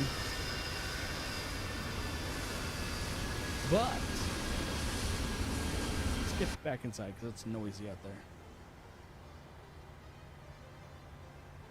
But anyways, hope everyone enjoyed the flight. Until next time, which is tomorrow night. Hope everyone has a good rest of their day, night, afternoon, morning. Actually, yeah, I know that it's morning time right now for Mr. H over there, Mr. Havoc. Oh man, I can't talk. So have a great rest of your day. And I'm gonna probably head to bed here in a minute because it's right now midnight my time. But again, hope everyone enjoyed it. Have a great rest of your day.